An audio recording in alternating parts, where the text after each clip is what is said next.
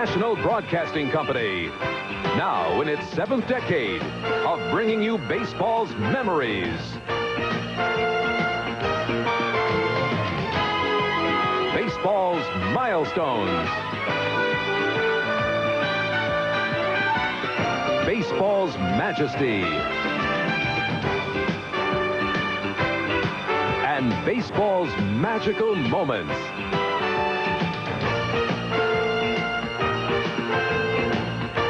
NBC Sports proudly presents the Major League Baseball Game of the Week. Today, from Veterans Stadium, it's the New York Mets versus the Philadelphia Phillies.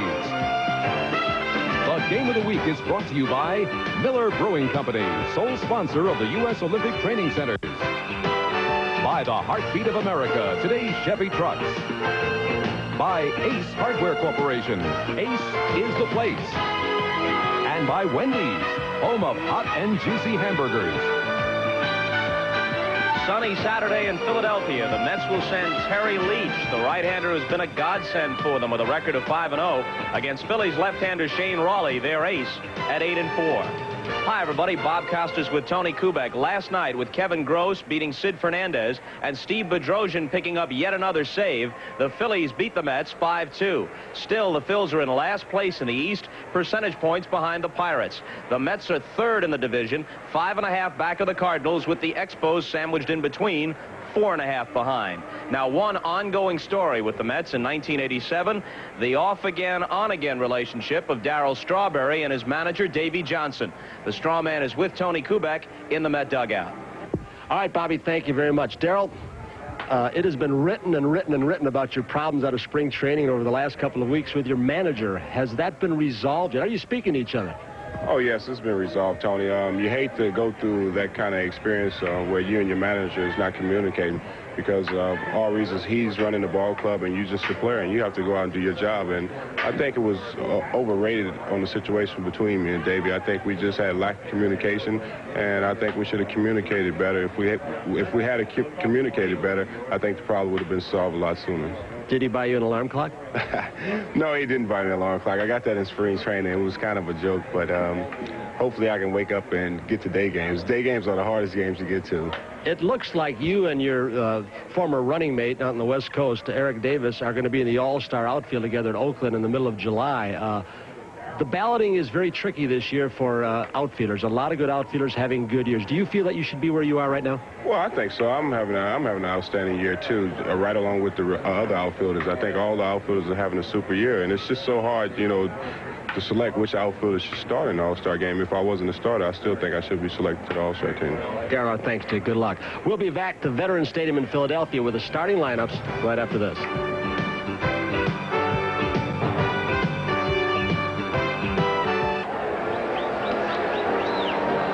Here's the lineup Davey Johnson will send against Shane Rawley today. Mookie Wilson is in center field. Exciting rookie Keith Miller with both Tim Tuffle and Wally Backman hurt, seeing a lot of action at second base for the Mets. Lee Mazzilli, a spare part when he came over from Pittsburgh a year ago, now playing an increasingly important role with the Mets, the league's leading pinch hitter, and seeing a lot of action as a starter in the outfield and at first base. He's there today with Hernandez resting, day game after a night game. Ideal time to give Keith a rare day off, especially with a left-hander going. Carter, the cleanup man, Strawberry in right field, McReynolds in left, Hojo at third, Santana, newfound pop in his bat at shortstop, and Terry Leach, the sidearmer, is the pitcher. Lee Elia behind Shane Rawley. He wants to get as many left-handed bats as he can against Leach, but he's also wants to keep some defense for Rawley. So it's Gross, Bill Thompson, Glenn Wilson in right. Schmidt moves to third today. Aguayo, Juan Samuel, Von Hayes from center field the first today. Darren Dalton catching. He bats from the left side, giving Parrish a rest against the sidearmer today. And Rawley's first pitch to Mookie Wilson is fouled back. A lot of Met fans, as always, at Veterans Stadium, just about a 2-hour drive from the New York metropolitan area. So if the Mets do anything at all, you'll hear a few cheers. Rawley is definitely the ace of Lee Ilia's staff. His last time out, he beat the Cardinals in St. Louis. That was Tuesday. 4-1 the final that night. This one is bounced towards short, but Schmidt cuts in front of Aguayo and throws Mookie out. Schmidt has played some first base. They wanted to get Rick Schu's bat back in the lineup, so on occasion Mike moves over to first, Hayes from first to center field, and they'll sit Milt Thompson down and play Schu at third. But Mike, who has a trophy case full of Gold Gloves, is back at third today. Perhaps the greatest third baseman all-around of all time. When you put it all together, bat and glove. Here's Miller. Ball 1 to him. Schmidt has won 10 Gold Gloves at third. Only Brooks Robinson with 16 has more. And he doesn't mind the shifting around to strengthen the defense or the offense for new manager Lee Elia. 2-0 to Miller. Raleigh presented Elia with his first win as the Phillies manager when he beat the Cardinals the other day. Ended an 0-for-4 streak for Elia and a 6-game overall losing streak for the Phils. They had given John Felsky the pink slip in the middle of a long road trip. This one's popped out of play. Lee Elia, born in Philadelphia. His father came over from the old country, as he says, Albania. He said, I wish Pops could be around to see me manage my first game in this stadium. He grew up watching baseball in Shibe Park when the Phillies and the Athletics played there years ago. He used to sneak in, pay 50 cents, and then dodge the cops, he said. 2-1 pitch. Breaking ball popped to the right side. Hayes flips the glasses down near the tarp. He has it. Raleigh, a different pitcher than he was a few years back when he was slider, fastball. Now he has a great straight change. Curveball, cuts the fastball inside once in a while, but basically he stays away from right-handed hitters. You know, I think he's one of those who was influenced greatly, Shane Raleigh, by Tudor. When Tudor came over from Boston, then Pittsburgh, then to the Cardinals, a lot of change of speed pitches away from the right-handers. That's where Raleigh's pitching now. Ball 1 to Mazzilli. Speaking of Tudor, the most optimistic view on him has him returning sometime in August, but it might not be until September. Still, Whitey Herzog does expect to get some work out of him before the pennant race is over. And when he was first hurt in that collision, the freak accident when Barry Lyons ran into him in St. Louis, a lot of people thought he was gone for the year. And this one is blooped into shallow right. Samuel out, and he won't get it. Mazzilli with a 2-out single. You might notice any ball hit in the right field area, hard or soft, batter's really hot-footed down to first base, because Glenn Wilson almost threw another run out at first base yesterday on a line drive to right field. Samuel battling a little hazy sky, the sun popping in and out right off the edge of his glove. The outfield with the rains overnight are a little slick. Some balls that are hit on the line will scoot in the gaps.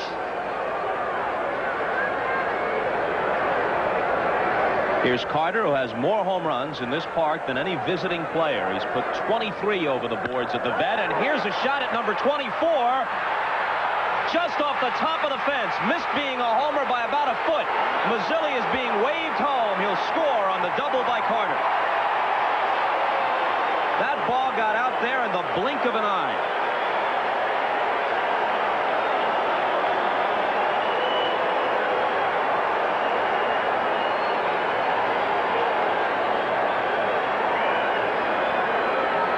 Lasers one over the head of Greg Gross, who for a second thought he might be able to get back in time, and when he got too close to the wall, remember, he primarily has served his career here as a pinch hitter, and then couldn't get back on the ball in time. Yet the cutoff man and Sam Perlazzo, the third base coach, has kept the man running. Mazzilli still has good speed. Even though there were 2 out, and although Mazzilli runs very well, the ball was hit so hard that if Gross, as you say, Tony, had played the carom properly, he could have held Maz at third base. Well, he thought he was going to get it, I believe, but it just kept rising off the bat of Gary Carter. The RBI was Carter's 36th. Swing and a miss as he threw the fastball past Strawberry.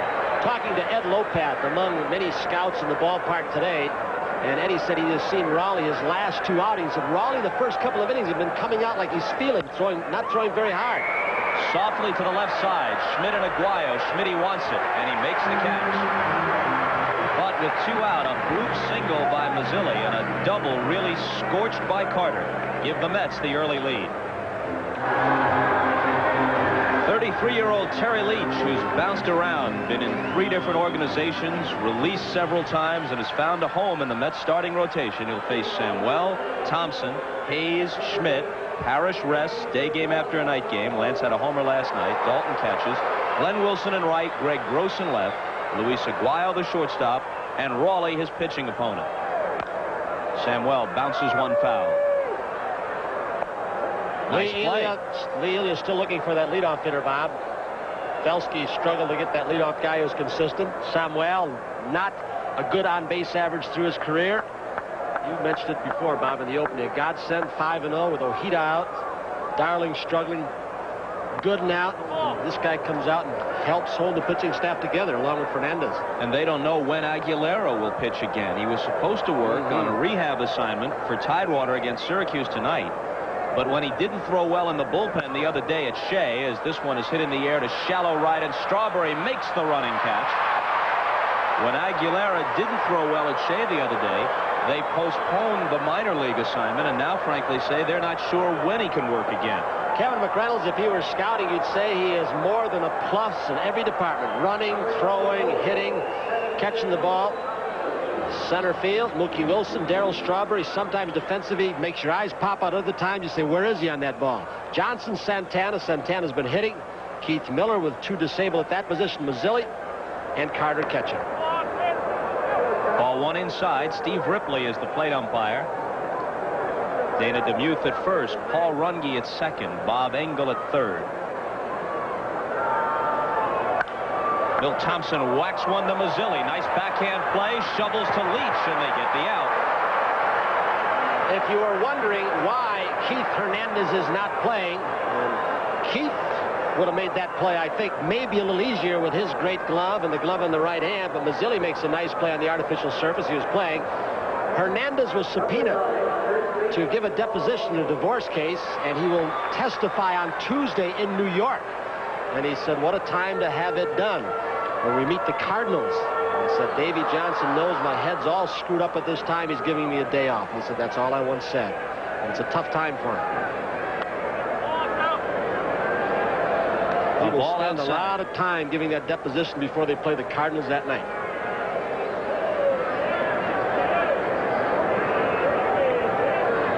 In addition to those figures, Hayes has walked 55 times.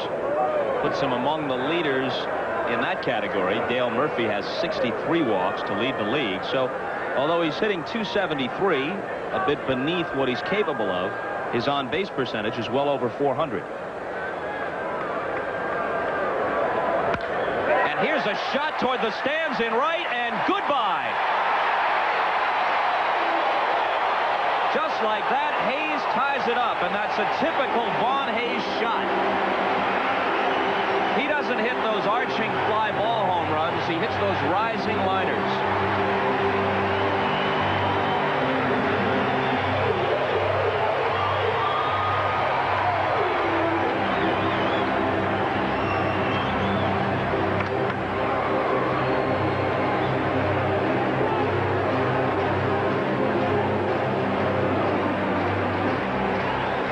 The kind of pitcher, Terry Leach, you would expect left-handed hitters to give a lot of trouble to, with that sweeping breaking ball. It looked almost like a little rising fastball or slider that Vaughn Hayes hit off the canvas and right. Schmidt. A ball low as we look at the home run pitch again. We thought.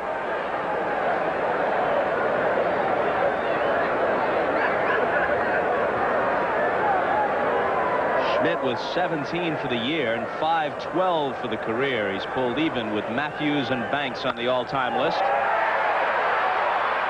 Almost in his tracks, Mookie Wilson in center field, but the Phillies pull even on the homer by Hayes, and after one, it's tied at 1.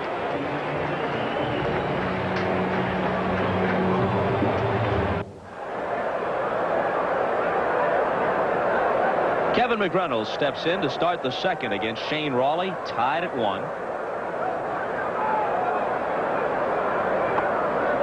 Inside to him, Rawley, as you know, has been with Seattle and with the Yankees. Came over to Philadelphia in '84 in a deal which sent Marty Bystrom, the pitcher, and the outfielder Keith Hughes to the Yanks. Now Hughes is back in Philadelphia, having come over in the deal that sent Easler back to New York. Called strike, but Reynolds didn't think so. 1-2. We mentioned the style change of a Raleigh and alluded to John Tudor. Remember, Raleigh was over here when Lefty was here with that great running fastball and the quick slider. And a lot of left-handers patterned themselves after his style of pitching. Up the middle and through. Aguayo couldn't get it. McReynolds with a leadoff hit. Which sometimes can be a mistake. There's only one great one like that goes on, and he's still pitching well for Cleveland. But I think more and more now you see Matthews with the Cardinals, McGrain, Ojeda when they got him from Boston. All of that off-speed stuff to predominantly right-handed hitting lineups and keep it down and away. And that's what Raleigh's been doing so well this year.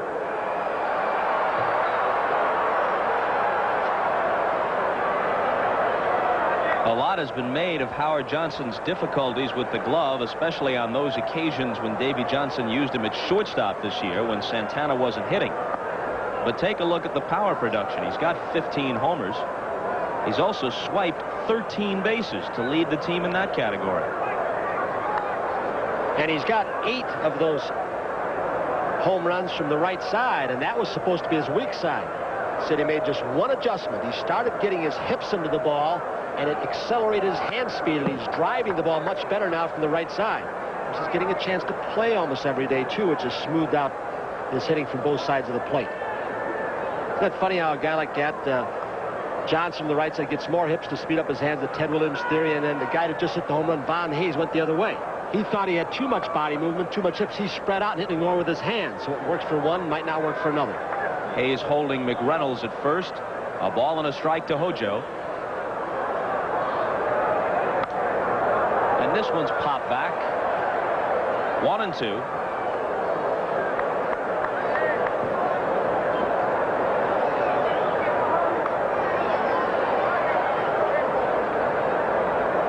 Raleigh is working on 3 days rest, as Don Carmen will tomorrow when he opposes Ron Darling in the final game of the series.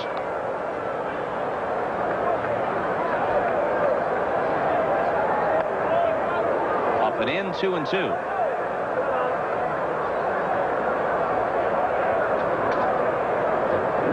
On Monday, the Phillies play a doubleheader against the Expos. They'll give Tom Hume a start, pulling him out of the bullpen, and use Bruce Ruffin on 3 days rest in the other game. Phillies are on a streak, Bob, where they play 22 games in 21 days. No off days up to the All-Star break. Mets are in a similar thing, so the pitching now tells a big story. If the Phillies are going to jump back in this thing, they had a good April under Felsky.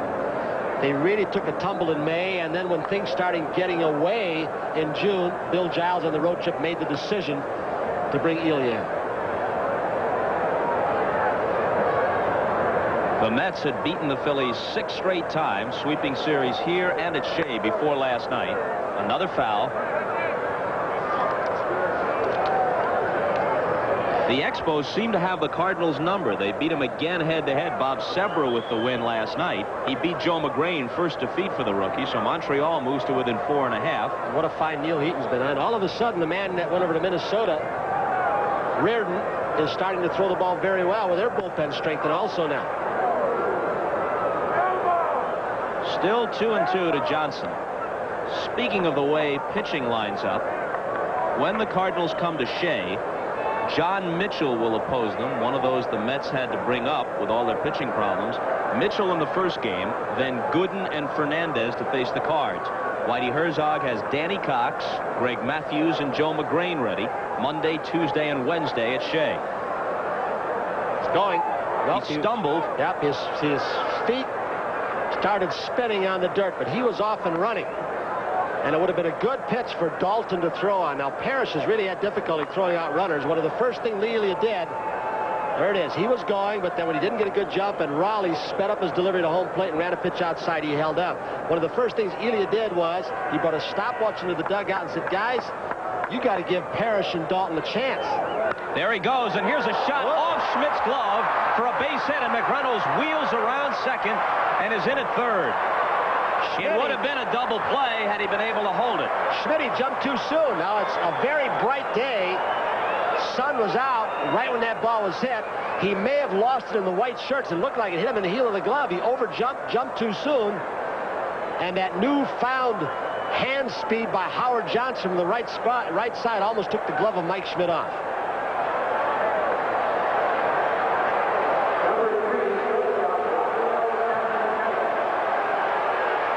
steps Santana, who has a career-high 3 homers, 266 overall, but better than 300 since the first month of the season. Fouled off. You know, talking again about Eddie Lopez, who's here in the ball game, and also Tom Farrick, a super scout and talent evaluator from the Kansas City Royals. They both said that Raleigh, the first couple of innings, was throwing the ball according to the radar gun, barely 80 miles an hour. And he uses his off-speed pitch, his curveball, and then when he gets through the first 3 or 4, his fastball's up 85, 86. Now he's trying to throw the ball a little harder now, but he's throwing it out of the strike zone. Santana with a glance down at Sam Perlazzo in the third base coach's box. McGuire with another homer for Oakland. That's 24 for him. Seems to be it's with no one on again. What is it? 17 of his 24 homers this year have come with the bases empty, which is why his teammates have taken to calling him Marco Solo. What a straight man I am. Double play ball, but a run's going to score. 1-2. No RBI for Santana.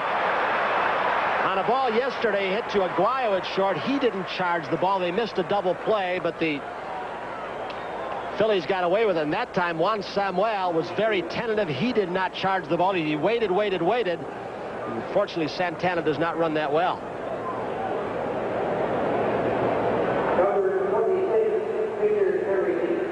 So Davy Johnson starting a base runner, and the ball that got away from Schmidt leads to a run. Mets are back in front 2-1. There's Davy. And with him, Bud Harrelson, the former shortstop, now Met coach. Swing and a miss by Leach, who's hitless in 11 at-bats this year.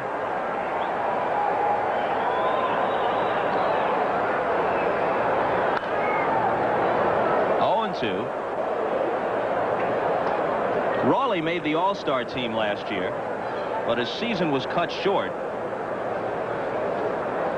when he had a stress fracture in his left shoulder. Leach gets a piece of it and stays alive. Got it throwing a pitch and then stayed in the ball game. What was he, have 12 wins last year at All-Star time?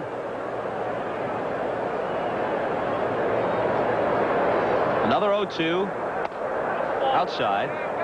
This coming out of spring training, this looked like it's going to be an outstanding pitching staff. Kevin Gross, the right-hander, who gave him a good outing yesterday. He hurt his back. He's still struggling a little bit. Ruffin finished strong last year. He has struggled. Don Carmer, they brought him out of the bullpen. He had a good finish, the left-hander. He has struggled. Raleigh has been the glue, and Bedrosian has been absolutely outstanding out of the pen. I mean, he's been unbeatable through May and June. It still has a chance to be a very well-balanced starting staff. Ball strike 3. Leach is gone. First strikeout for Raleigh, but the Mets reclaim the lead as we head for the bottom of the second.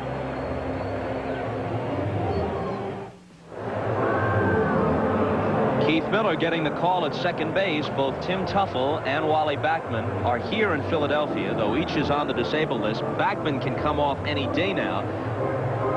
This is Backman working out before the game, but even should he be reactivated, Miller's going to see action in those key games against the Cardinals because Whitey's got 2 left-handers. Matthews and McGrain set to go in the second and third games of the series after he uses Cox in the opener. And they've got some kids in the middle of the diamond down in the minor leagues. Elster's hitting about .330 at Tidewater. Greg Jeffries, a switch hitter at their Double-A team, is an outstanding looking prospect. In fact, Davy Johnson likes him as well as any middle infielder in the organization. Cashin and McElvain have done an outstanding job building this farm system. Dalton playing in place of Parrish today. That's out of play, 1-1. Lee Elia was saying another reason now Parrish hit a home run to right center field. He's been struggling with the bat. Lee Elia said, now that he looks like he's turning the corner for us, I didn't want Parrish to face a side-arming right-hander like Leach, who might goof him up again.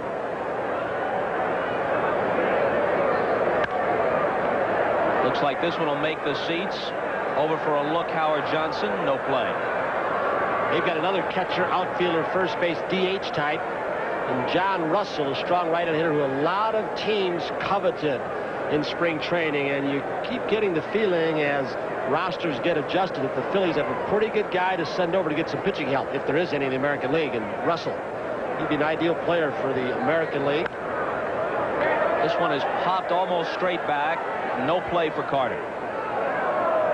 Well, Russell could be on the borderline when Jeff Stone comes off the disabled list. Fleet outfielder eligible to play on Wednesday. Who's starting to play well and hit well.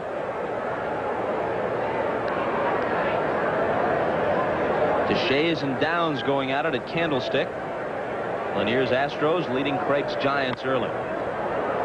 Still 1-2. The first 18 appearances this year by Terry Leach were all in relief. And then, at the height of their pitching problems, they had to call upon him to start a game against Fernando Valenzuela in L.A. And he beat Fernando.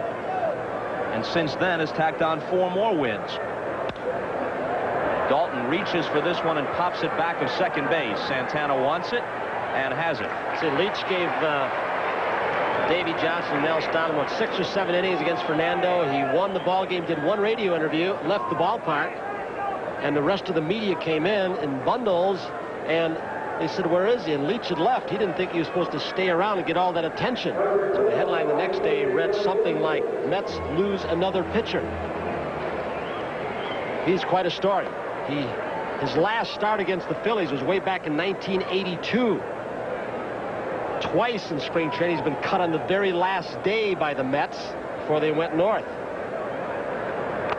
Glenn Wilson swings and misses, actually tipping it back into the glove of Carter. In fact, in that start against the Phils in '82, it was the last week of the year, and Leach pitched a 10-inning 1-hitter and won the game 1-0 inside. Show you how much they appreciated it. He spent all of '83 at Tidewater. He's been released twice by Atlanta. He's been with the Cubs. The Mets have cut him loose a couple of times. He just keeps resurfacing. Dale Unser, the hitting coach for the Phillies and first base coach, is finally getting to some of these Phillies hitters. Wilson is one. It's a team that basically, and there's Unser, that basically struck out a lot hitting the double plays. Now he's saying, guys, you got to hit the right field. That's what Wilson's trying to do off Leach with that sweeping breaking ball. Hit the ball the other way. Let's move some runners instead of only scoring runs when we hit home runs. Similar to what McNamara did with the Red Sox 2 years ago. He said, man, too many double plays, too many strikeouts. Let's move some base runners. Stay out of these situations. Create some runs. It's been gradual for Unser, but they're finally doing it for him. Greg Gross, starting today, has just moved into a tie on the all-time pinch hit list with Jerry Lynch. 116 career pinch hits for Gross.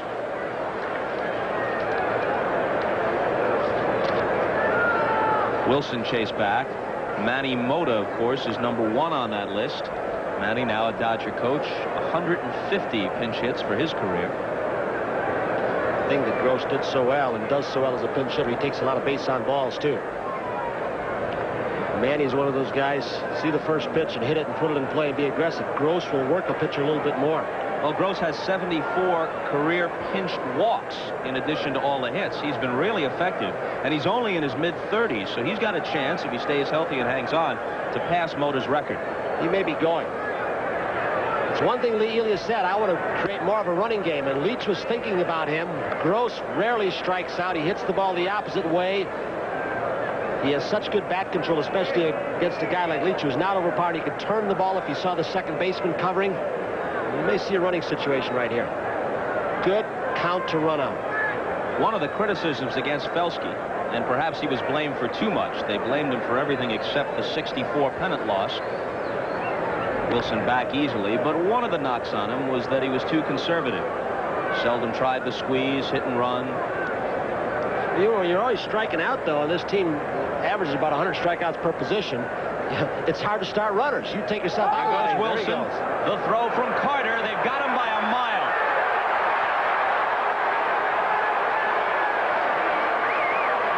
There was a fastball that ran out of the strike zone. Gross tries to protect him. Not a pitch out, but Leach may have had an idea and done it on his own, did it on his own, and it's just no contest.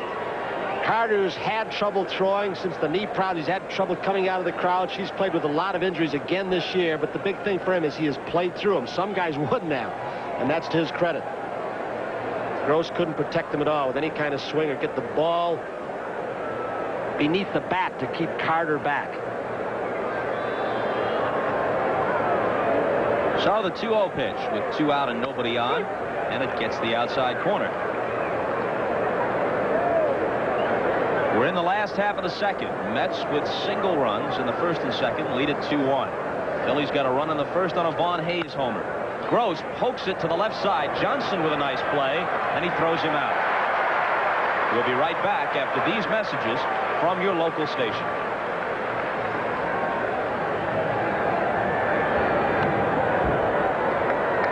This telecast is presented by authority of Major League Baseball and may not be reproduced or retransmitted in any form without the express written consent of Major League Baseball. To the top of the third, Raleigh works to Mookie Wilson.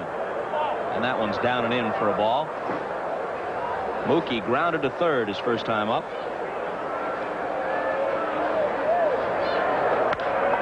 And here's a liner over the head of Schmidt. Wilson might try for two. He's going to take the chance on Gross, and he's in there easily.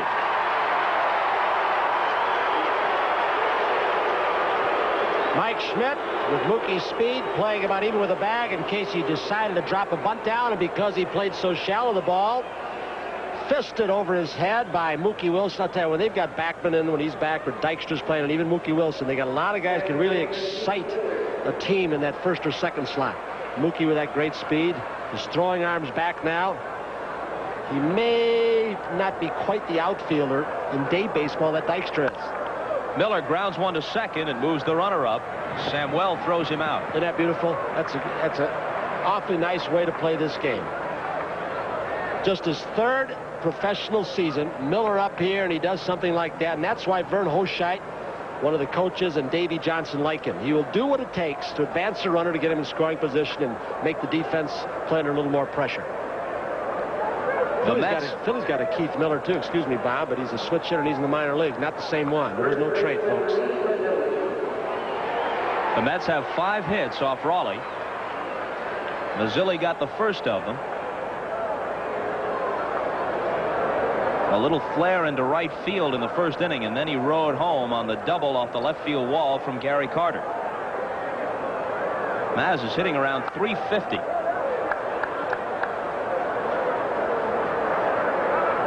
You know, Frank Cashin points to a deal involving Mazzilli. Not his reacquisition last year from Pittsburgh, but the deal which originally sent him away from New York as the finest move he's made as the Mets GM. That's out of play, too. Cashin had just come over to New York, begun running a ball club that really was struggling. And on April 1st, 1982, the Texas Rangers pulled an April Fool's joke on themselves. They traded Ron Darling and Walt Terrell to the Mets for Mazzilli. A shot to right, and it's in there in front of Wilson. Mookie comes home. It's 3-1 Mets. So the Mets give up Mazzilli, but they get Darling. Terrell gives them a couple of good years. Then they send him to Detroit, and that becomes Howard Johnson, and Mazzilli eventually comes back. So they've got Johnson, Darling, and Mazzilli all on their roster now, and Texas has Zip. And anytime you can get a veteran player like that who can hit in pressure situations like Mazzilli, you get him. And that's why they went out and got Bill Elman also, who's already won a game for them with a base set. Guy can play a few positions, hit in pressure situations late. As we were talking about that deal, the shot you were shown was of Ron Darling charting pitches in the Met dugout.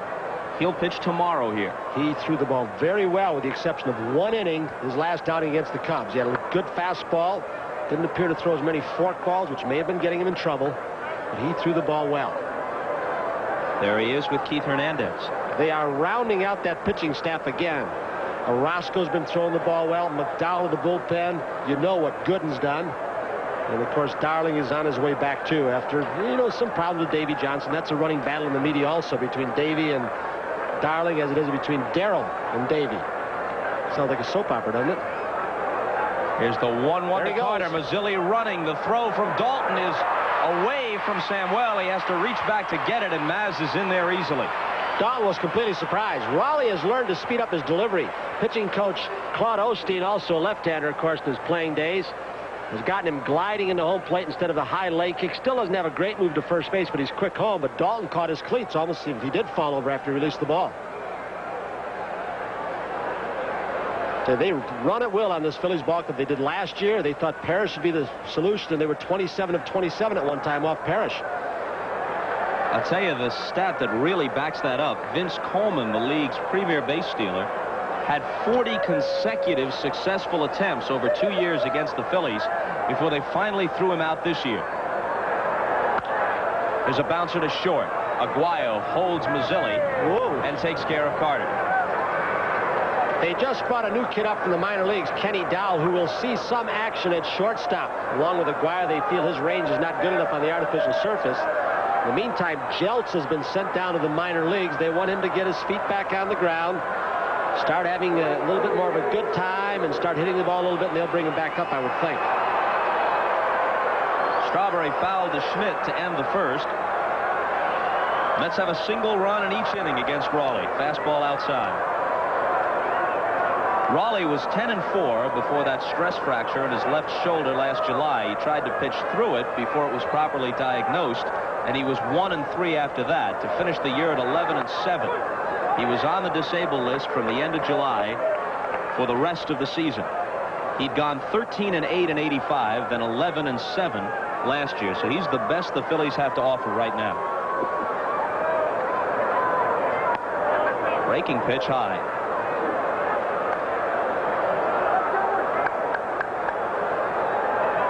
That's Doug Baer, the former Cardinal, former Tiger, up from the minors and in the Philly bullpen. Swing and a miss, 2-2. They tried to make some changes. Left-hander Jeff Calhoun, they got him out of the Houston organization, pitched well in the minor leagues. Bears come up with that forkball. They're trying to strengthen their middle relief. Here's another pop to the left side. Aguayo drifts behind Schmidt and makes the catch. Another single run thrown on the board by the Mets here in the third, and they up their advantage to 3-1 over Raleigh. Dave Raymond's the fella inside the Philly Fanatics costume, becoming overly familiar with Coach Jim Davenport. So now David Neal, our producer, and Harry Carl, our director, are doing X-rated stuff. You know, speaking of mascots, the guy inside the Oriole bird costume in Baltimore a year ago, a man named Gary Cohen, is no longer the Oriole bird. You know what he's doing now? This is truly food for thought. I can't wait. He's an air traffic controller. It's the kind of thing that gives you a feeling of serenity as you lift off or arrive. Louis Aguayo has shaved it all off. No mustache, no beard. What's a new image? So this is my starting image. So I'm hitting a lot more home runs now. Maybe that's the reason. Luis Aguayo. He has been an outstanding utility player for this ball club. Can play the infield positions, pinch run for you. And he sends one into right center field. Strawberry and Wilson in pursuit, and it's Darrell who gets there.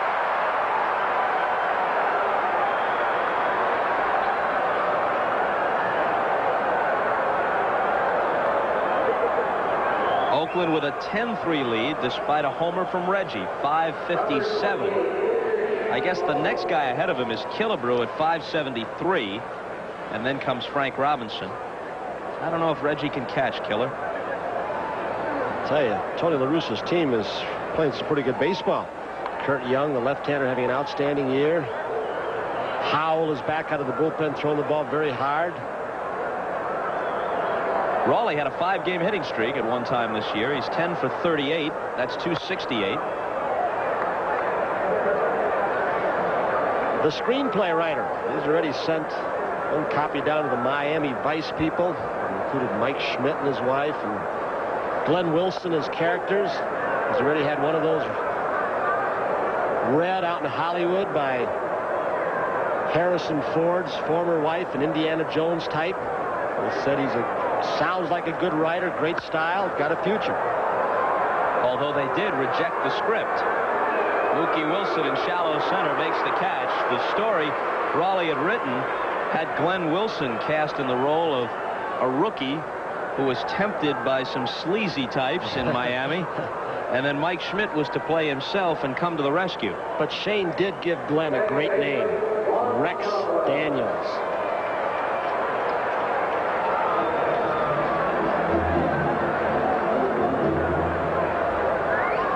Samuel flied to Strawberry in right field in the first inning. Well, it was not a mistake. 43 RBIs. That was tied with Mike Schmidt going in for the club's leadership.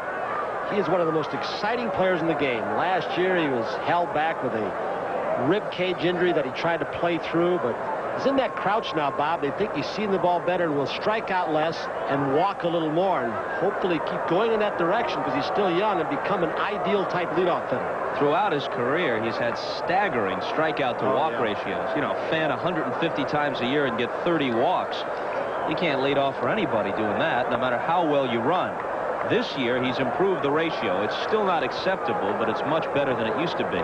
Well, he struck out 61 in 69 games. The only Philly player not to miss a ball game this year. He's missed just 3 innings, but the walks are going up a little bit. He's got 23 walks so far, which is not a lot, but it's a pace better than he's put on the board the first few years of his career. 3-1 now. Starting to smooth out his play at second base over the last year or so, and some people said he should be a center fielder because of his speed and throwing arm.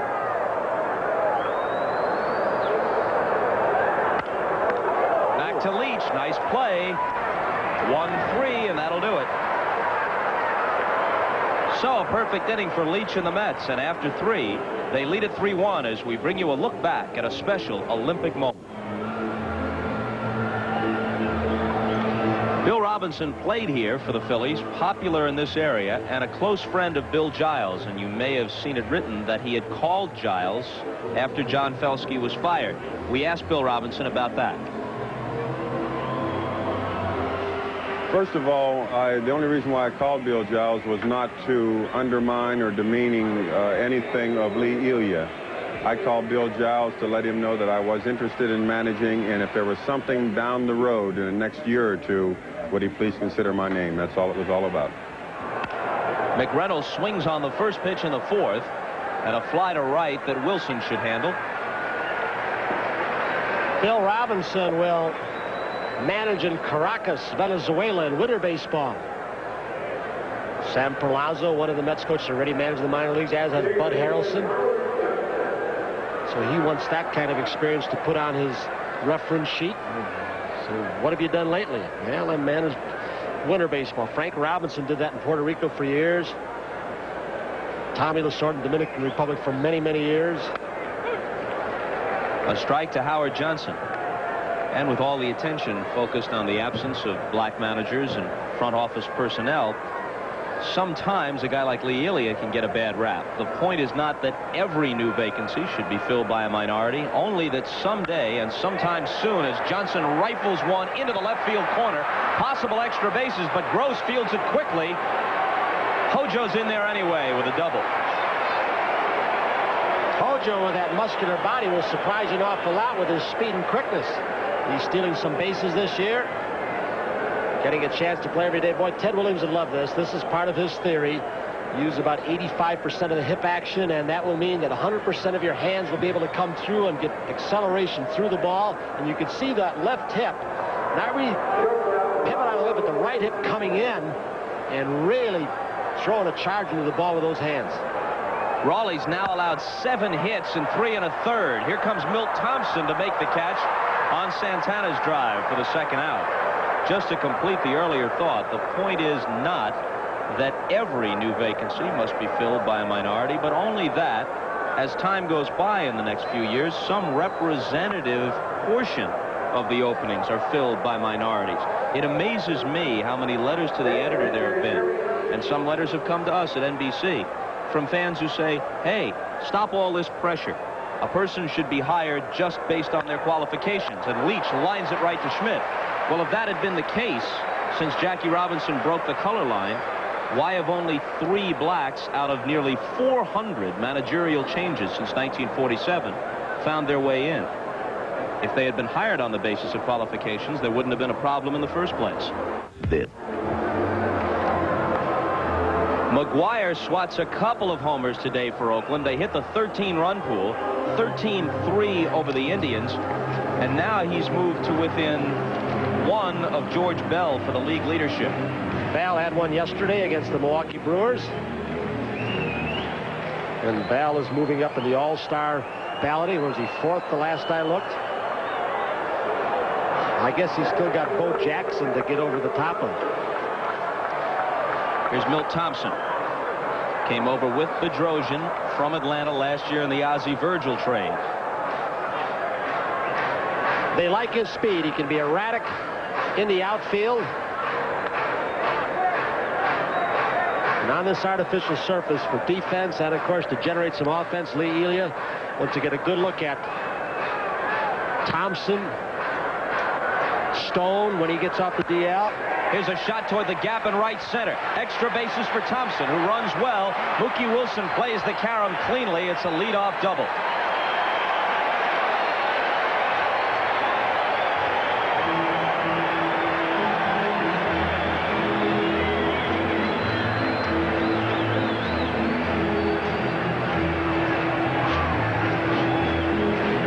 Pitchers that throw like Leach, and you can go back to Ted Abernathy and Dick Hyde, and now Mark Eichhorn with Toronto, Dan Quisenberry with Kansas City. Left-handers have nice times with them.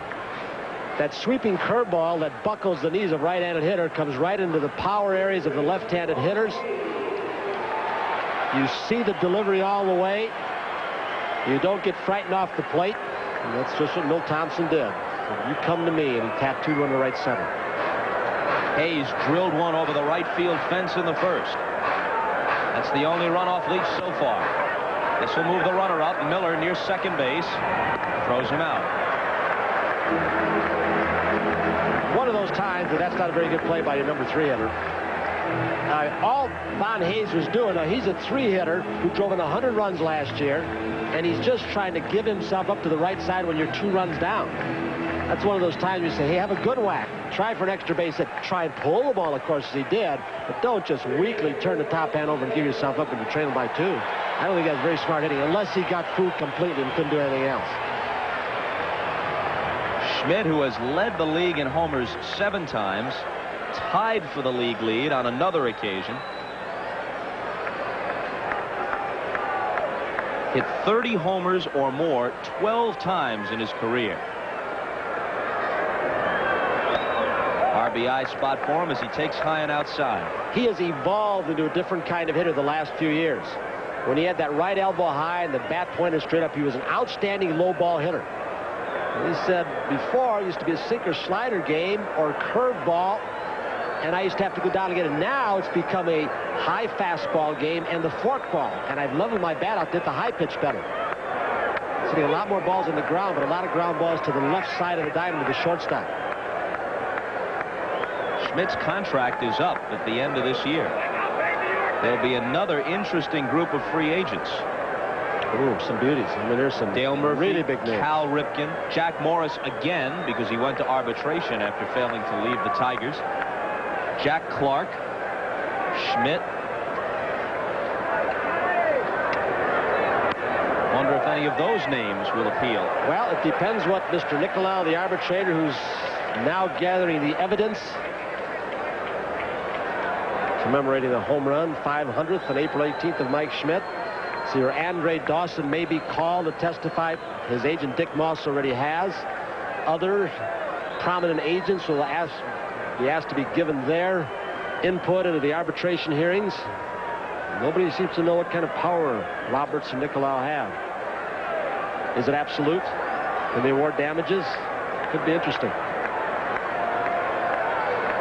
This is a 1-2 pitch from Leach to Schmidt. Got him. Big strikeout for Leach. Now Thompson at second, rather at third with 2 out. And that's why Von Hayes, appearing to have given himself up too easily, a left-handed hitter where left-handers have fun with a guy like this. Remember, Von had a home run in the first inning. You leave it up to Schmidt, who will tell you that he doesn't like that sweeping sidearm curveball from a right-hander. It's a tough pitch to catch up with and hit. Now it's up to Dalton, who popped to short his first time. Gary Carter's, even though his knees may be a little bit weakened by all the surgery, but that glove hand hasn't slowed down, has it? He really popped out in a hurry to get that fastball.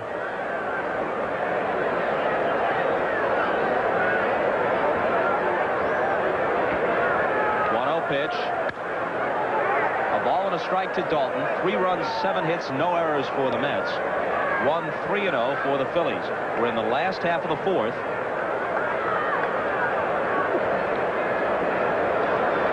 second game of a 3-game weekend series, which concludes tomorrow with left-hander Don Carmen going against right-hander Ron Darling of the Mets.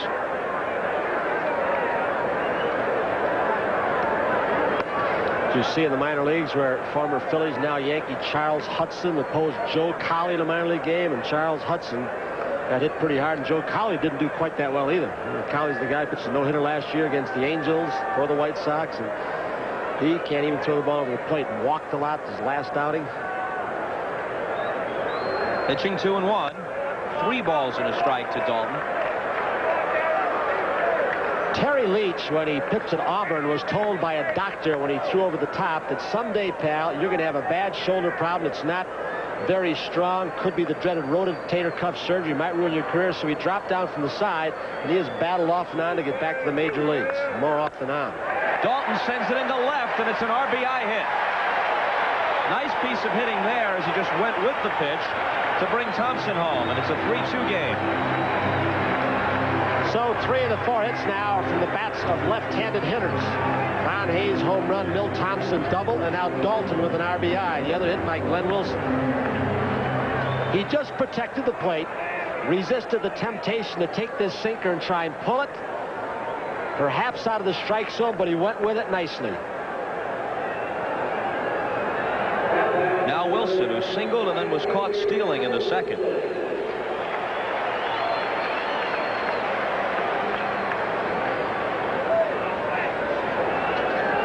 For Dalton, after the knee surgery, Mazzilli will not even hold him on at first base. He's going to play behind him, because Wilson has been shooting the ball that way a lot more. And he drops a bunt. Leach pounces on it. Play to first. Got him. And you're shaking your head, Tony. Guy's got some power. I know it's a tough pitcher. My. We'll be back after these messages from your local station. You know, Tony, we sort of got caught discussing the Bill Robinson situation because that inning went by so quickly. And part of my point was that Lee Elia may be getting a bad rap here simply because people are rightfully so anxious to see blacks and Latins get a chance. And Mookie Wilson swinging on the first one, pokes it into right field, and Glenn Wilson had an idea. See, he's already thrown who? Bryn Smith out and Keith Moore in the last 2 years at first base.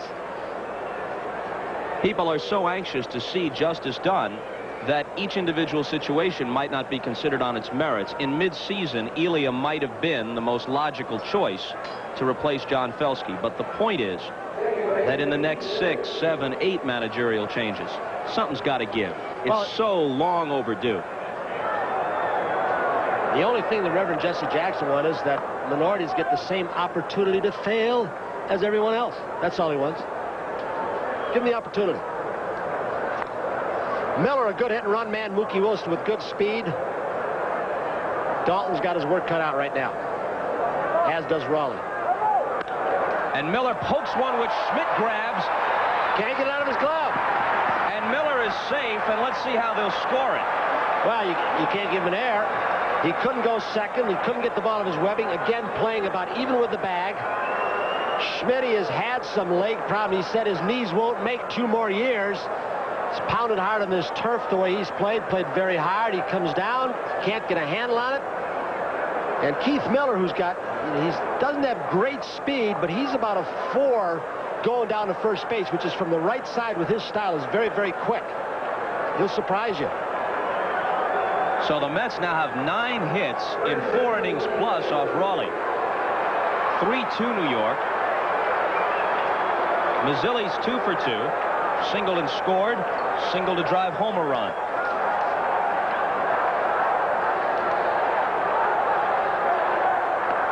Ball 1. You know, there's an interesting couple of statistics which tell some kind of story about Shane Raleigh. In his career with the Phillies, in night baseball, games he's pitching at, he has 35 wins, 11 losses, 2.73 ERA. You know what he is in the day games?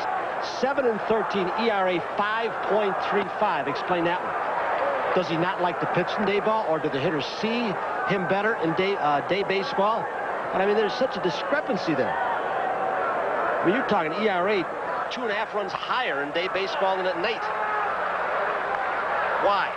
2-1 to Mazzilli. Maybe Elia ought to make sure he's tucked into bed by 8, 9 o'clock No, it has nothing to do with his lifestyle, but it's not a bad idea. With all, you play very few day games. If the pattern continues, don't pitch him in day baseball.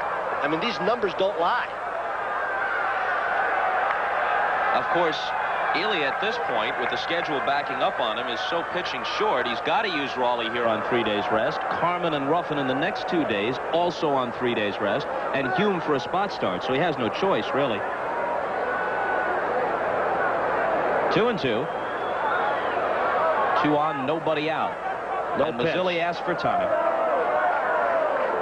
Waiting for the day where, like, a guy just about ready to start a slide into second base, and the shortstop or second baseman say, hold it up, and he snaps an ankle, waiting for that to happen to the pitcher. Almost in the middle of the delivery, they say, hold it up. You just wait for an elbow or an ankle or something to pop. Check swing, back to the mound. Raleigh looks at third, goes to first, and got him there as Hayes stayed on the bag.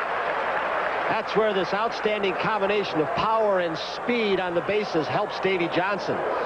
You'll hear about Hernandez driving and running, Carter and McReynolds and Strawberry.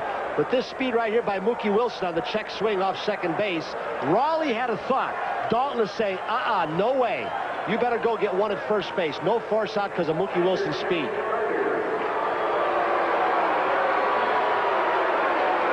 They're going to intentionally walk. Carter now to get to the left-hander Strawberry. Strawberry hitting better off left-handers this year. He's got 9 home runs already this year off left-handers. And his home run pace this year, Bob, is way ahead of last season's. Darryl Strawberry's.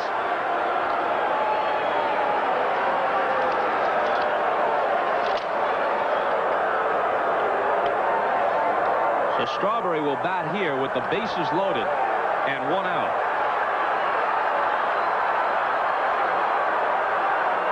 Lee Elia.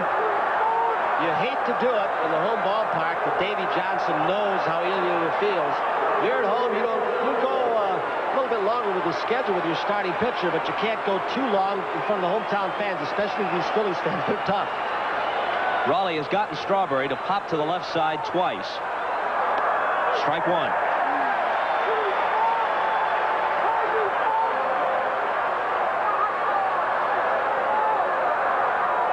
Part of the Mets' difficulties this year, so you have to this pitch, which is high, stem from the inability of their big 4 hitters to come through consistently in the clutch. Carter, Hernandez, McReynolds, and Strawberry are combined 227 with runners in scoring position. Up and in, 2-1. Just reading box scores from day to day, that appears to be getting a little bit better now as the Mets have been on a roll. Strawberry has moved up on the plate a little bit more this year. He feels he can reach the outside breaking ball better from a left-hander. Swinging a long drive to center field. Back goes Thompson to the track for the catch. A run scores. Miller on to third. Carter holds at first. So it's 4-2. So twice, Mike Schmidt has been in the middle of a run-scoring inning. And here's the guy with all the gold gloves you mentioned. The one-line drive, bounced off his glove earlier, led to a run. Couldn't get the ball out of his glove on Keith Miller. Base hit as he beats us out. And, you know, maybe Mike Schmidt doesn't need an excuse made for him as great as he's been. You play with a first base glove one day, which you did last night. You go get your third baseman glove, and there's a different feel. It wouldn't seem like a big thing, but he's only played 4 games at first, but playing last night changed a little bit. So now with the right-handed hitter in Kevin McReynolds coming up, Shane Raleigh is finished. Doug Bear is coming on, and we're coming back. Doug Bear pitched part of last year with Oakland. He was briefly with the Pirates in '76, then the A's in '77, long stretch, and an effective one with the Reds in the late '70s, early '80s. Then on to the Cardinals, picked up a World Series ring with them in '82. Moved to the Tigers, was on their championship team of '84. Back to St. Louis very briefly in '85. Oakland again in '86. To the Phillies organization, pitched at Maine in AAA before being called up this week. To say he has been around puts it mildly. A lot of stickers on his bag. He was going to quit, and he said this spring, he said, my wife said, come on, give it another shot. Play one more year, and he said, okay, I will. He still throws fairly hard. Always had a pretty good curveball, but he said, I'm starting to throw just on occasion as we look at the runners at the corners for the Mets. He said, I'm throwing on occasion a pitch that I messed around with Bruce Sutter years ago, that split-fingered fastball, especially the left-handed hitters. First and third, 2 out. And 2-0 to McReynolds. He is an outstanding breaking ball hitter. And one of the reasons he's hitting in that 6th slot is Davey Johnson said that a hitter in that spot will get more curveballs than a 4th or 5th place hitter. And you figure the 7th hitter and 8th hitter after that, not really RBI guys. Although in this case, Johnson has become an RBI. He says, well, I want him to see breaking balls, and that's what he'll get. He's an outstanding curveball hitter. Bear doesn't throw many curveballs, though. Fastball slider guy, and he's developed a little bit of a split finger in the last year or so. Here's a shot up the middle, and Aguayo can't get it. So an RBI hit for McReynolds. Carter stops at second. Keith Miller scores, and it's 5-2. Don't know if Steve Jalt's down in the minor leagues or the new kid, Ken Dow. He's not really a kid. He's been around a long time, but he's called up. Don't know if they would have it, but that's the knock on Luis Aguayo. Say 4 or 5 days, he gives you a good job, but when you put him out there every day on the turf, you can see he kind of shuffled after that ball. It is a fast turf, but you can see he didn't really run after it, and the ball gets through. And lack of range is the reason he hasn't been a regular player for this team. His value is off the bench. Johnson singled and doubled against Raleigh. Moves to the left side against Bear. Takes a strike. Earlier we told you about Mark McGwire. We shortchanged him. He hit 3 home runs for Oakland today at Cleveland. So not just tied 2. with George Bell. Or No, he started with 22, and the 3 homers bring him to 25, 1 behind George Bell.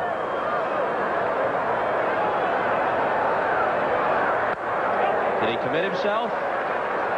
Yes. You know, I guess Mark McGwire is very happy when he went to USC. He was a pitcher. Rod Data wanted to keep him there, and then the hitting instructor said, you're going to be a first baseman hitter. Oakland 13, Cleveland 3.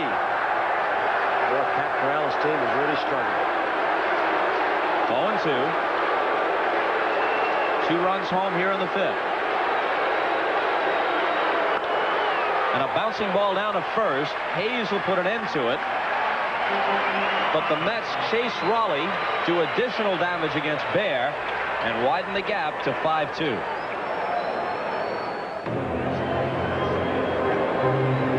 We told you about Mark McGwire's home run exploits today for Oakland at Cleveland, the 3 homers to give him 25. All 3 times that's happened in the American League this year, the Indians have been witness to it. Corey Snyder and Joe Carter of the Tribe each had a 3-homer game. Now McGwire of Oakland does it against Cleveland. It's also happened 3 times in the National League. Greg Gross takes a strike from Leach in the last half of the 5th. Mike Schmidt did it for the Phillies at Montreal. Tim Wallach of the Expos did it earlier in the year, and Eric Davis of the Reds.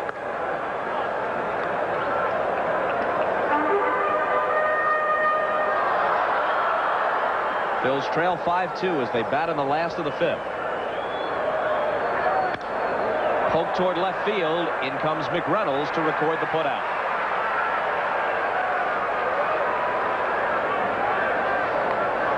So up comes Aguayo, and in all the talk about the lively baseball, one of the examples that's always cited is Luis Aguayo. People say, hey, if Aguayo has 9 home runs, the ball must be more lively. Well, there are a lot of reasons to believe it is, but Aguayo is a poor example. He had 18 career home runs in just over 500 lifetime at-bats coming into this season. The only reason why people think he doesn't have much power is that he'll get, 150 at-bats in a season, hit 4 home runs, and those look like low totals. But per at-bat, he doesn't have bad power at all. And here's a shot foul. Well, I think I saw another good example, maybe the best I've seen this year in Detroit on Wednesday night. Chet Lemon came up and checked the swing, and if the ball had missed his bat, it would not have been called a strike by the umpire according to the replays I saw, but he happened to make contact, and George Bell went to the left field wall 365 and caught it against the wall. And little binoculars down to both benches, they were rolling literally in the aisle. when they saw that ball fly to the warning track in a check swing. They were literally rolling in the aisle? Not them all, but there were about 6. You know, Jack Morrison, Kirk Gibson. They were wacky funsters. Here's a broken bat roller to the left side. Hojo, nice play. It was too early in the ball game for Lee Elia with Bear, the scheduled 300. It's only the 5th inning to want to do a double switch. So John Russell will hit.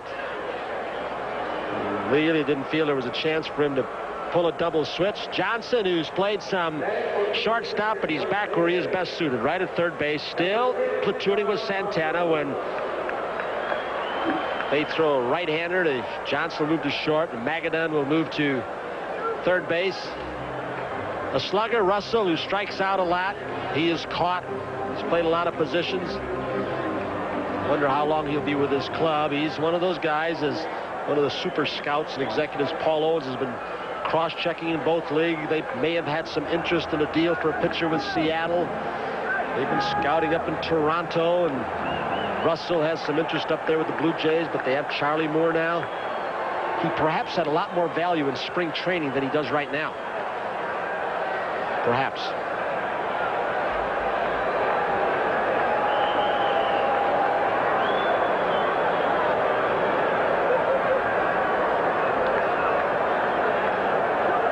So Russell settles in with 2 out and nobody aboard in the last half of the 5th. Leach trying to up his record to 6-0 and working with a 5-2 lead. He's allowed the Phillies 4 hits. If you're Lee Elia and you're pitching short and you're hoping that your ace Raleigh can give you another good performance today, you're really left shaking your head. He went just 4 2/3, working on 3 days rest. Gave up 9 hits. All 5 runs are charged to him, and all of them are earned.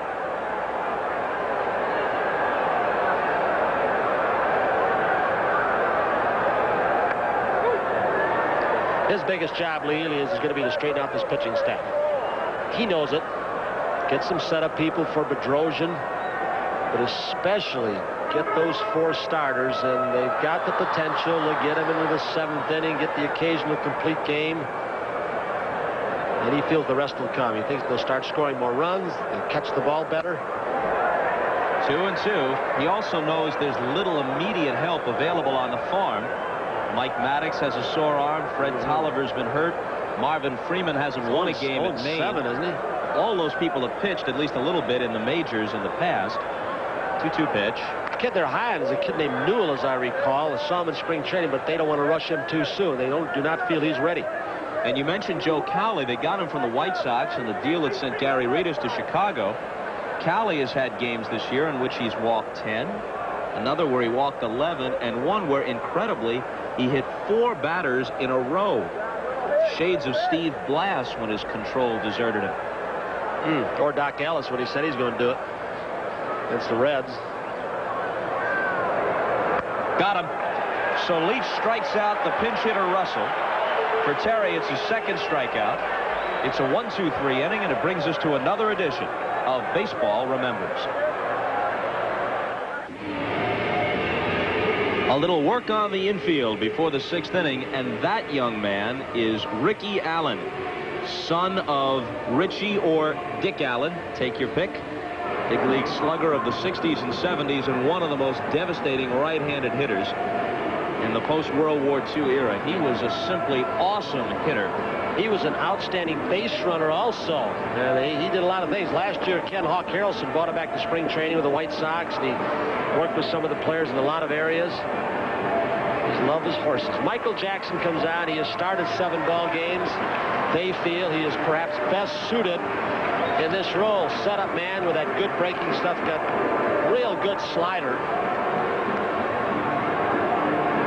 You saw his record of 1-6. Interestingly, that one victory was a game where he nearly pitched a no-hitter here against the Expos. He went to the 9th before Tim Raines led off with a double for the first hit. But even figuring that outstanding start in 7 starts, he's allowed 25 earned runs in 33 2/3. In relief, he's allowed just 6 earned runs in 21 innings, and he struck out 21 hitters in those 21 innings of relief work. So there's no doubt that he's better suited to work out of the bullpen. And it's not the hits to innings pitch, because that's pretty good. 10 less than innings pitch. It's the hanging slider and pitching deep in the count, walking 37. When you throw breaking ball after breaking ball, don't have an overpowering fastball. Pitch deep in the count, and you're going to hit up by the home run, which has happened to him quite a bit. Curveball to Santana is lifted into center. Milt Thompson puts it away. Mets lead at 5-2 as we start the 6th. Rafael's been on a pretty good streak. He's one who claims he is from San Pedro de Macorís, the shortstop factory, but really he's from La Romana. But I guess that little town's become so famous, everybody wants to be there if they play shortstop. Or be from there. Can't be there. Leach, looking for his first hit of the season, takes a breaking ball for a strike. He struck out and lined out today.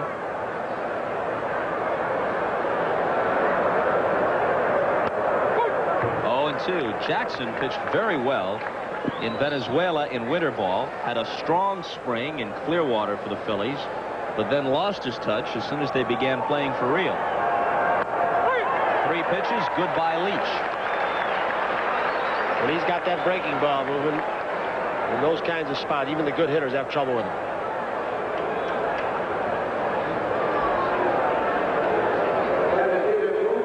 Candlestick. Houston continues to lead behind Jim DeShays. 3-1 now in the 5th.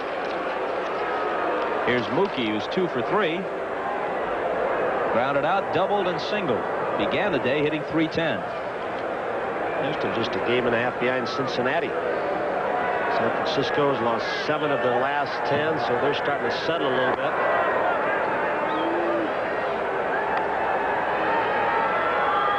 For obvious reasons, Mike Jackson would prefer that we not call him Michael. Mookie Wilson will take it any way he can get it. It reads 3 for 4 in the box score. Boy, is there a competition for that center field job going on between Mookie and Lenny Dykstra? It's nice to have 2 guys pushing each other for the job. Tuffle and Backman, of course, last year, second base, pushing each other, being platooned. A lot of depth on this Mets team. Mookie may be on the move. A breaking ball pitcher. He's lengthy, relatively young and inexperienced. Miller handles the bat well. He can take 2 strikes and it doesn't bother him, so Mookie's going to try and get in scoring position in a hurry. Bluffs the go, and Miller takes a ball. Keith is 1 for 3. That's where Davey Johnson is so good, picking pitches. Knows he's got a breaking ball pitcher with fast runner. Tougher pitch to throw on than the fastball that's up. On his master lineup card, Davey Johnson has Vern Hoscheid, his bullpen coach, jack of all trades, lists the release time of every pitcher from the first move to the catcher's glove. He knows who's fast, who's slow. He's got it all computerized. Not going. Down low.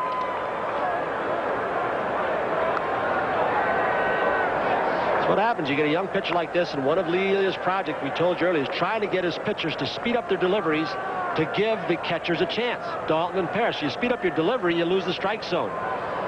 So it's kind of a catch-22 for a pitching staff. Called strike, 2-1. Let's say when they played the Cardinals that 3-game series, the Phillies, first 2 ball games, the Cardinals did not have a stolen base with Lee Elia's new policy. It didn't help them in the 1-loss column, but they weren't steals the first 2 games by the Cardinals speedsters. Perfect pitch to go on, and there he does go. And here's the throw from Dalton. Good throw, but he's in there.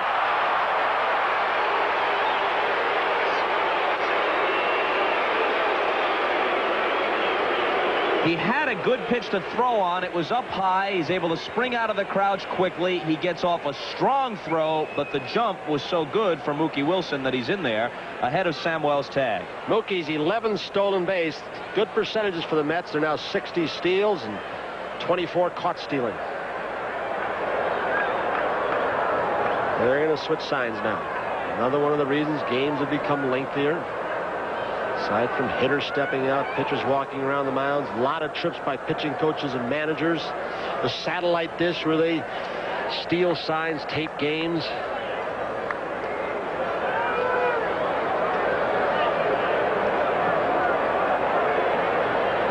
Keith Miller trying to make the most of this first major league opportunity. He was at .351 in limited duty since being called up coming into today's game. And now he's 1 for 3 with a walk. And look at him scamper down to first base, almost Pete Rose style. Yeah, Davey Johnson was speculating. He said this may be a few years down the road. It may not come about, he said, but I can see right now with the depth in our minor league system, a Keith Miller at third, a Dave Magadan, the fine left-hander, at first, Greg Jeffries at second, and Kevin Elster at short. He said, may not happen, he said, but that's a nice way to look at an inner defense. That kind of potential in the minor leagues. Mazzilli, rejuvenated since his return to New York, takes a ball.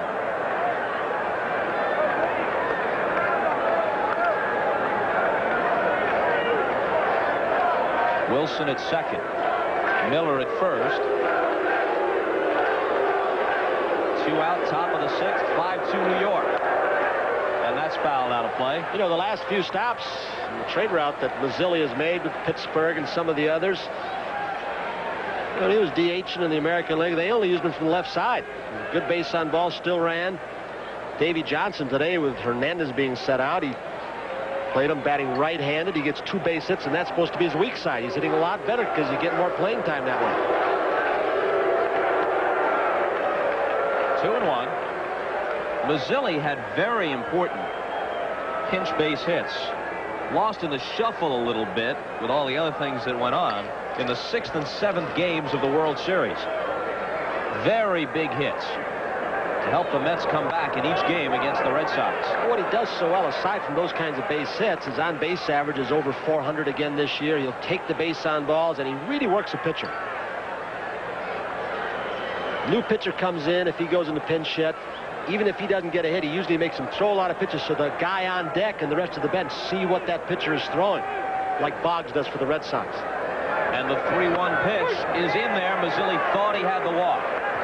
Well, now Wilson and Miller will take off, and you can bet with this kind of speed on the lines, an extra base hit will score 2.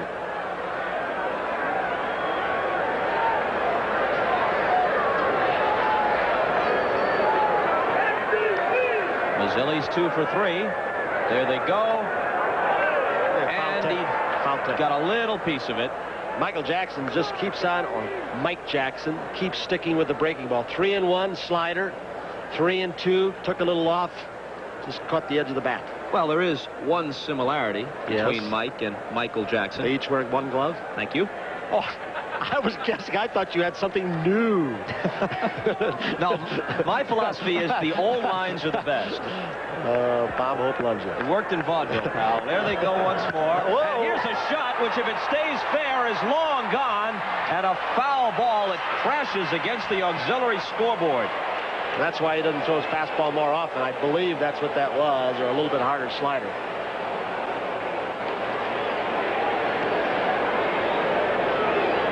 Mazzilli in that little crouch, and there's the fastball. Inside half of the plate, about belt high, and he hooked it off the scoreboard a little too much.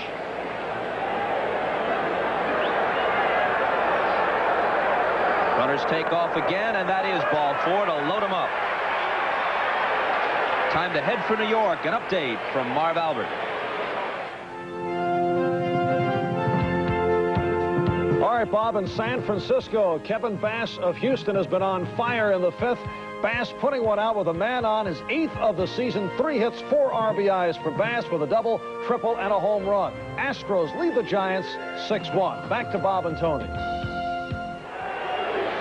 Okay, Marvin, here at the Vet, the Mets are trying to bust this one wide open against Elias Phillies. Carter has doubled, grounded out, and been walked intentionally. He has 10 lifetime grand slams. Wilson at third, Miller at second, Mazzilli at first. Hayes tried to sneak in behind Mazzilli, who had an enormous lead at first base, and Dalton bluffs a throw over there. Bill Robinson keeping him alert. That's his job. Mazzilli wanting to get a good jump in case there's a little weak ground ball. He might beat a force out. Claude Osteen comes out. You faced Osteen when he pitched for the Washington Senators early in his career. What kind of pitcher was it? Threw very hard, always had a good curveball. At that time, I handled him easily. Sure. Left-handed batter as you were against a tough lefty. I hit him pretty well. He always mentioned every time I see him. I don't know why, but I did. Threw very hard. He was on some pretty good stats with the Dodgers, wasn't he? He went over to the Dodgers, and in '65 really contributed to their world championship, not only with his good pitching during the regular season, but that year, Drysdale and Koufax lost the first 2 games of the series at Minnesota. The Twins went to L.A. up 2-0, and Osteen beat Camilo Pascual in the 3rd game of the series to get the Dodgers back on track, and eventually they won it in 7. Here comes a 1-0 pitch to Carter with the bases loaded. Ooh, that's why Jackson doesn't like to throw his fastball, but with a guy like Carter up, who's an outstanding guest hitter like a lot of catchers are, he may have felt he's looking breaking ball, tried to sneak a fastball by him, and he looked like he was right on it. Maybe a little late. Carter looks like he's moved off the plate just a little bit from last year and closed his stance somewhat. He is a great hands hitter. He doesn't use a whole lot of body. Boy, his swing is so short. Sometimes he even hardly follows through. It's just like about 8-10 inches right through the ball, and that's it. Saw it earlier, that ball hit off the left field fence. Jackson has his sign, and here comes the 1-1 pitch. 2-1 with 2 out and nobody on in this inning. Wilson singled to center, his 3rd hit in 4 tries. He stole second base. Keith Miller walked. Lee Mazzilli did the same. Now they're loaded for Carter. If he doesn't get him, we'll probably see a left-hander to Strawberry. Fouled out of play.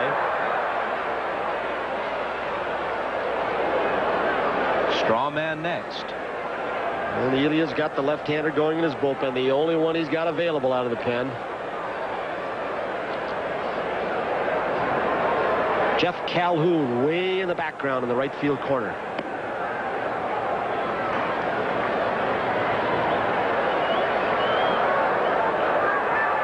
The 2-2 pitch. Breaking ball is popped weakly and out of play.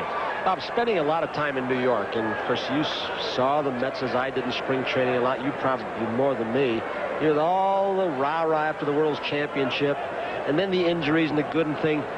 They're starting to play good ball, but does it seem to you, and this is an attitude as you're hanging around batting cages, that their passion to win is back again? I mean, to repeat, all of a sudden, guys just seem to be in the ball game more to me.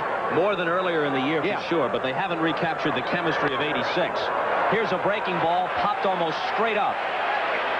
Schmidt wants it, and has it. They leave 3, and the Phillies hang in there, at least reasonably close, trailing 5-2 as they come up in the 6th.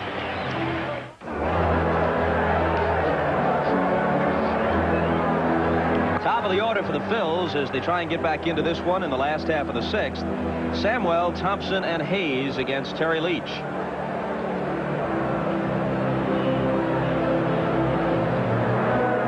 He just keeps amazing Mal Stottlemyre, the way he just keeps getting hitters out.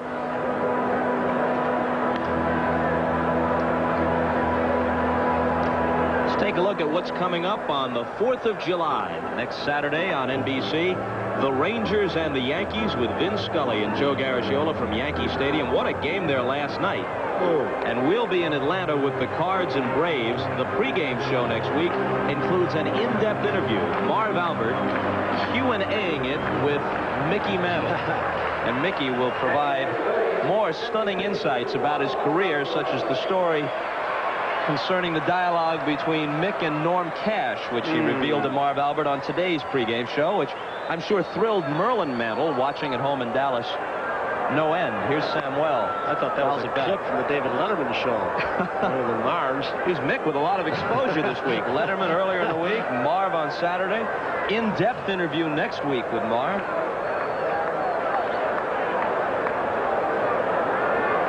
How about last night at the stadium? Hello, Las Vegas. Listen, I got a 9-0 lead in the 2nd with Roger Clemens on the mound. What kind of odds will you give me that I hold it? Well, the Red Sox didn't. Here's a chopper to the left side. Howard Johnson throws Samuel out. You can't take much time with him, can you? Howard Johnson saying, come down in a hurry, ball. And Sammy's running. Yeah, 11 runs in the third, and ironically, that was not the Yankees' biggest inning of the season. They scored 12 in one inning against Kansas City back in April. And the Red Sox came back and tied the game 11-11. The Yankees won in extra innings 12-11. And what kind of odds could you get that in a 12-11 game, Wade Boggs would not get a hit? 0 for 3 with 3 walks, 2 of them intentional. So his hitting streak ends at 25. Keith Miller on the high hop. And that's all for Milt Thompson. Leach now just trying to get ahead with a sinker ball. Make the Phillies put the ball in play and let his defense do the work.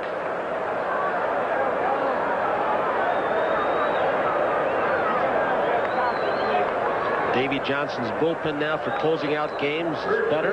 Got the kid Ennis down there. Don't know when Aguilera will be back. But McDowell is down there. He has been good the last 8 or 9 ball games. Orozco's pitched well. You know, they're even talking to Davey. He was saying that there is a chance, if they stay in the pennant race, that Ojeda could come back for the end of the season. And he said if we won't push him after he had the ulnar nerve rerouted and some other damage taken care of in his elbow. He said, but if we're out of it, we're not going to push him. We'll let him get his work in the instructional league after the season. So I would think that Davey Johnson's had to manage more the first 3 months of this season than he had to manage all last year, including the playoffs and the World Series. He's done a marvelous job. They're working on a lot of problems and injuries. 0-2 pitch to Hayes, and he won't bite. You know, the Mets talk about their difficulties, and they have been many. Ojeda and Aguilera and Darling struggling and Gooden with the drug rehab. Cardinals and Strawberry. But the Cardinals have had troubles of their own. Question. And have managed to play through them. This is sliced down the left field line and out of play. It's an amazing tribute to Whitey again, too. And so when Howard Johnson chides the Cardinals a little bit by saying, look, they could have put the nail in the coffin, consider St. Louis's situation. They've been without Tudor. McGrain just came off the DL.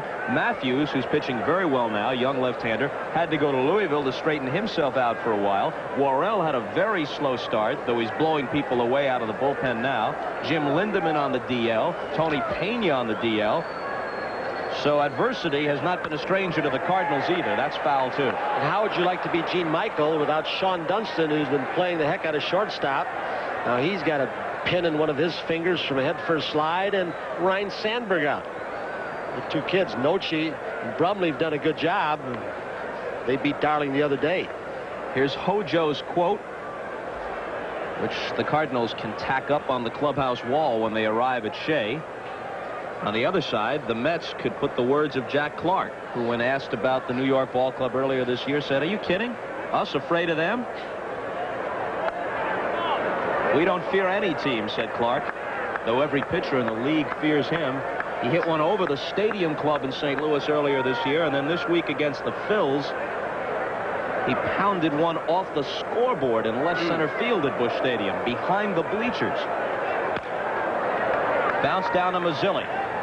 A race to the bag, and Maz wins it.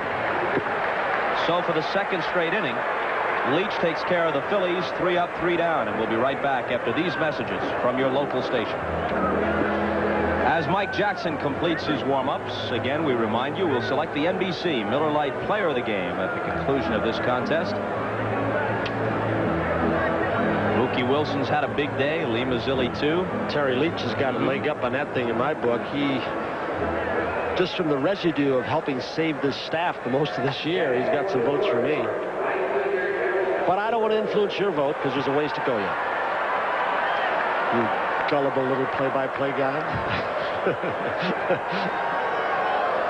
You know, there's a mounting body of evidence that you've completely lost control. I mean, someone just flipped the linchpin on you, and you're just an unguided missile at the moment, aren't you?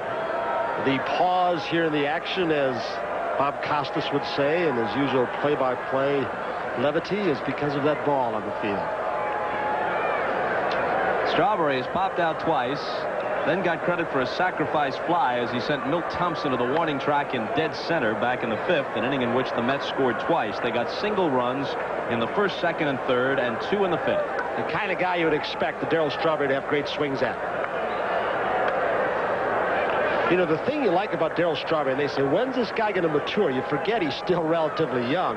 Last year, he struck out 141 times, walked 72. This year, he's got a chance to walk over 100. So, yeah, and you don't mind that. Like Mickey used to strike out over 100, but he walked 120 times a year. Which, you know, if that ratio is in balance, you still got a high on-base average. And he's a slugger with a high slugging percentage, an average hitter. So you see a trend in Darryl Strawberry gradually. He's evolving into being a great offensive force.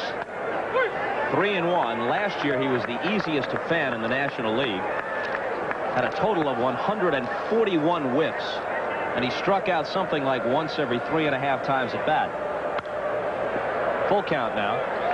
Well, he hit his 20th home run, which is what he's got now on June 18th. His 20th home run last year didn't come till September 8th, his 115th game. He's drawn 33 walks in his last 37 ball games, too. Struck him Not out. that way, though. Went out of his strike zone, almost in his eyes. And he knows that he chased a pitch up the ladder. Watch it once more. It is one of those swings where it's a weak swing because he said his mind told him to hold up, but didn't register quickly enough with the hands. He swung through weakly.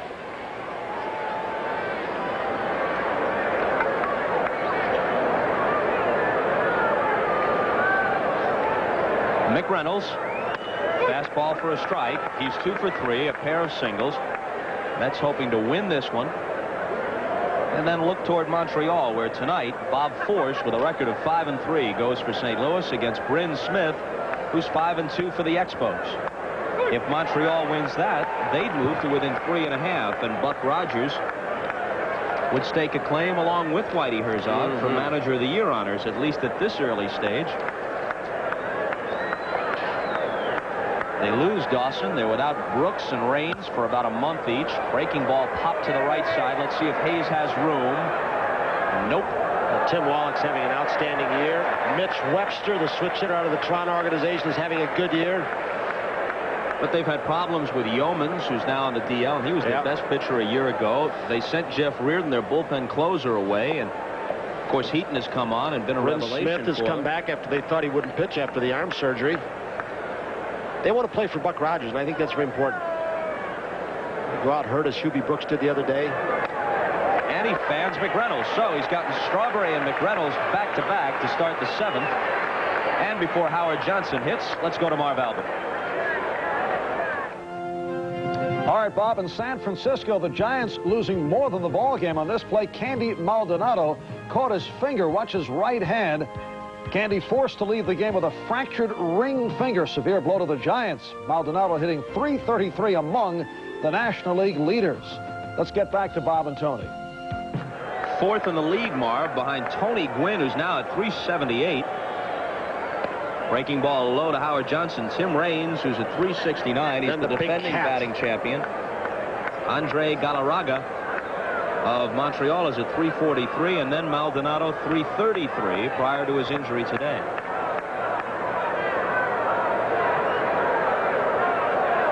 Here's a fastball ripped foul. You know, you see this National League, and the American League has been that way for a while, but the National League is getting more left-handed pitchers in starting rotation. Schmidt said that's a big difference he has noted. You see 6 of the top 10 in the National League are right-handed hitters. 2 of them are switch hitters. And Mike Schmidt believes it's because of more and more starters from the left side coming into this league. He said at one time it was a predominantly right-handed pitching and hitting league. 1-2 to Hojo. Jackson, the 3rd pitcher the Phils have used today. Raleigh started, didn't have it. Bear pitched briefly. Then he was hit 4, and on came Jackson. Mike had a shaky 6th inning. He loaded the bases before getting out of it. He struck out the first 2 in this inning, and he plunks Howard Johnson. Right in the elbow or in the ribs? In the ribs. Just below the ribs, and hopefully it's just in the meaty part and not in the bone area.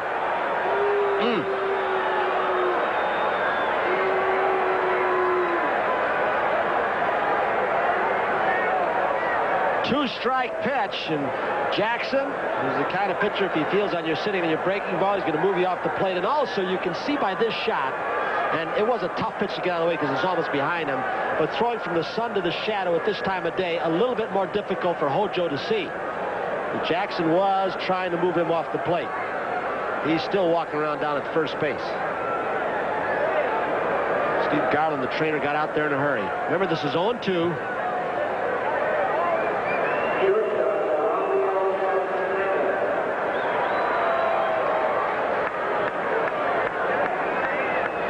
So Santana gets a chance. He's 0 for 3. And that moves him away. And Dalton wants to chat. Well, I don't think it's any secret that after last year and all the curtain calls for the Mets fans and all the stuff that was thrown around that the Mets are arrogant and some of the statements we've shown today, and some thought that Mets pitchers last year when they're riding the wave, throwing too much to other hitters 0-2, and there's still a residue among clubs in the other around the league. They're going to get their pound of flesh. That may have been part of it. It happened to belong to Howard. Well, Schmidt, an eloquent spokesman on any number of baseball issues, was one of those who spoke up during spring training. He said if they get it again this year, they're really going to earn it, because all 162 times they go out there, regardless of the opponent, the other team is truly going to be up for them. Well, it's truly wanting not only to beat them, but to rub their nose in it a little bit. Well, it certainly hadn't worked for Mike Schmidt and the Phillies, because they were 0-6 against the Mets going into last night, where they finally won one this season. Ball. First base umpire saw it. Dana DeMuth. A couple others probably did at the same time. Jackson knew it. Won't even argue it. So the runner goes to scoring position. Howard Johnson. I think he may have broken his hands. I'm not sure. They'll bring Claude Osteen out. Here it is. He broke his hands before he stepped off. Or has he done it yet? Yep, he took the hand out of the glove. He did it twice. He did it once practicing before the ball was in play, and then he did it again, broke his hands, and then stepped off instead of vice versa. So that'll advance Howard Johnson. He's thrown a lot of pitches already, hasn't he? He hasn't been in that long. He's thrown 41 pitches in less than 2 innings of work.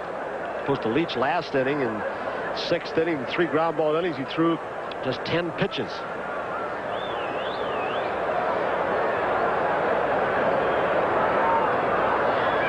The record pace of balls called continues. Most of them have been called, and pitchers not stopping. There was a legitimate one. Not arguable at all. And some umpiring crews are more prone to call them than others. For example, the crew headed by Lee Wire includes Ed Montague and a couple others. They've called a disproportionate number of the balks in the National League this year. Doesn't mean they're wrong. It just means they interpret it differently than some other umpires do. Here's one lofted down the left field line. Gross sprints over, but it's in the seats. Well, I think Whitey Herzog, and he's been trying to make this point for several years with the running game that he has, that the rule does say you've got to stop.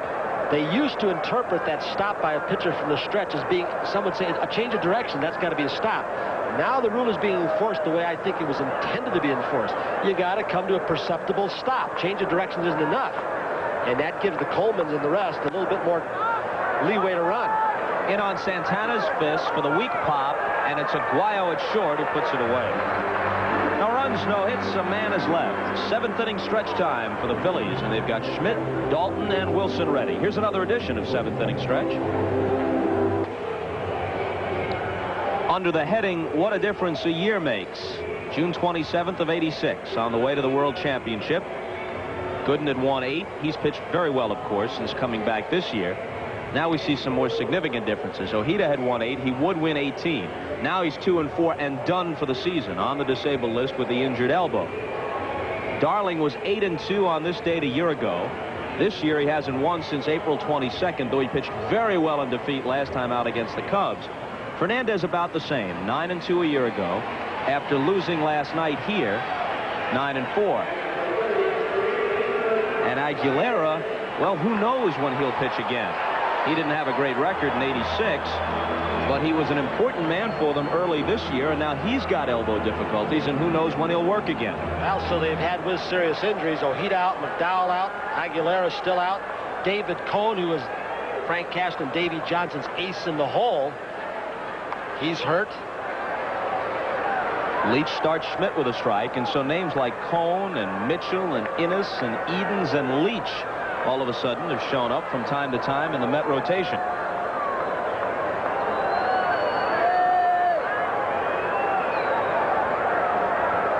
Put it another way, the big three a year ago, Darling, Gooden, and Ojeda, on this date were 24-7, and they had worked 296 innings between them. This year, those three are 8-10 combined, and this is just as important, the innings pitched. They've worked only 165 innings, the three of them combined. Therefore, Johnson, there's the doctor, he'll work on Tuesday against the Cardinals, and Greg Matthews at Shea. Johnson and Frank Cashen have had to dip into the minor leagues and come up with second-line pitchers to take up the slack and work those innings. And that's why you get right back to the guy with 26 on his back to show you his importance. 5 wins, no losses, to kind of hold the staff together, and he's doing it again today. Leach has now retired 7 Phillies in a row, and 5 of them have been by ground balls. The sinker ball's really working. 3-1 to Schmidt, leading off in the 7th with the Phils down by 3. Yeah, looking at Schmidt last night, he said, I want to show you a bat. He said, on this last road trip, I got one of Jack Clark's bat. He said, I ought to try and use it. He said, how can anybody use this bat, especially a slugger like that? 32 inches long, and it weighed about 31 ounces. It was as skinny as a rail. Here's a shot. Hojo can't handle it. Should be scored an error. It was hit hard, but it was playable. That's the new Mike Schmidt, starting his stroke down on the ball, high in the strike zone, where he's not lofting the ball, swinging through high pitches when he had the uppercut. I don't think it hit a seam. Hojo maybe thought it was going to stay down, bounded up on the artificial surface. It's a lot easier going from a dirt and grass field artificial surface than vice versa. From the speedy turf to dirt and grass, where the rhythm of your feeling changes so much. Score at E5. Here's Dalton. Outside, ball 1. So the Phillies still have but 4 hits off Leach. And last year, Davey Johnson knew, alluding to what you said a while ago, every time a starter went out there, he's going to get a decent outing. That's the way the staff was, not this year with all the injuries. Dalton has 1 of those 4 hits, a single in the 4th inning. This one is hit softly into left, and McReynolds is right there, 1 out. That's one thing Leach does well when he is pitching left-handers properly, like he wants to. Won't let you put the ball in play and pull it. There was a situation right there with Mazzilli holding Schmidt on. Don't know why with the left-handed hitter up the lead they've got, but he was, where he would not allow Dalton to hit the ball through that right side in the hole and create a 1st and 3rd. He made him go the opposite way as weak field. Glenn Wilson singled in the 2nd, tried to bunt for a hit and was thrown out to end the 4th. Some of those things you wonder about. Von Hayes, the ground ball when they're down, playing for 1 run. 2 outs, man on. Wilson tried to bunt, getting thrown out. Sometimes you play for 1, you get it, and sometimes you don't get it at all. You end up losing by a few. Ball 1. To me, that's a defensive style of baseball, something that John Felski has tried to, or now that Lee Edens tried to eliminate from this. Left-handers, Randy Myers. Right-hander is Roger McDowell.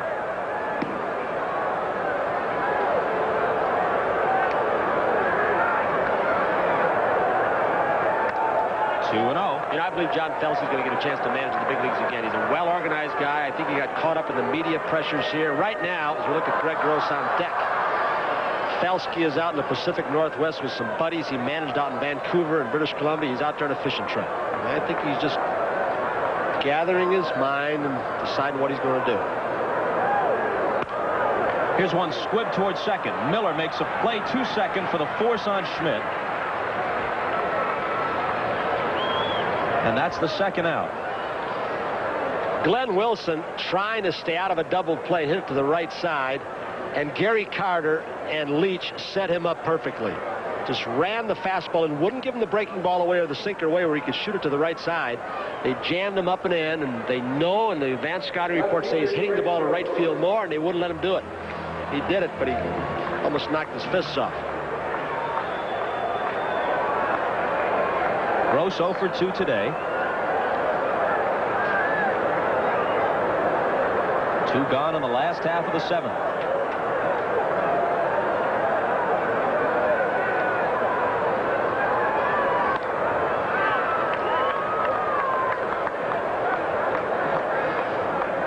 For a guy like Leach, I don't think you can put have any kind of approximation what kind of job he has to get from his catcher. With Gary Carter back there setting up hitters and watching them move in and out and change their stances, he is so valuable to a guy like Leach. Leach couldn't get it, but Miller is there. And a little flip to Santana. You might have noticed some of the difficulties AstroTurf can present on what looked like a routine grounder. That hit right at the edge of the sliding pan. Tricky hop for Miller, but he handled it. There was a bit of afternoon action elsewhere in the major leagues today. A 3-home run onslaught by Mark McGwire of the A's. He now has 25 for the season. 1 behind George Bell for the American League lead. Oakland wins that one 13-3. Joaquin Andujar the winner. He's back off the DL. He beat Brent Schramm. Houston with the lead at Candlestick 6-2 in the 6th. And California an early lead at Comiskey. Leach has struck out twice in line to third. And let's see how they rule this one. It is a strike.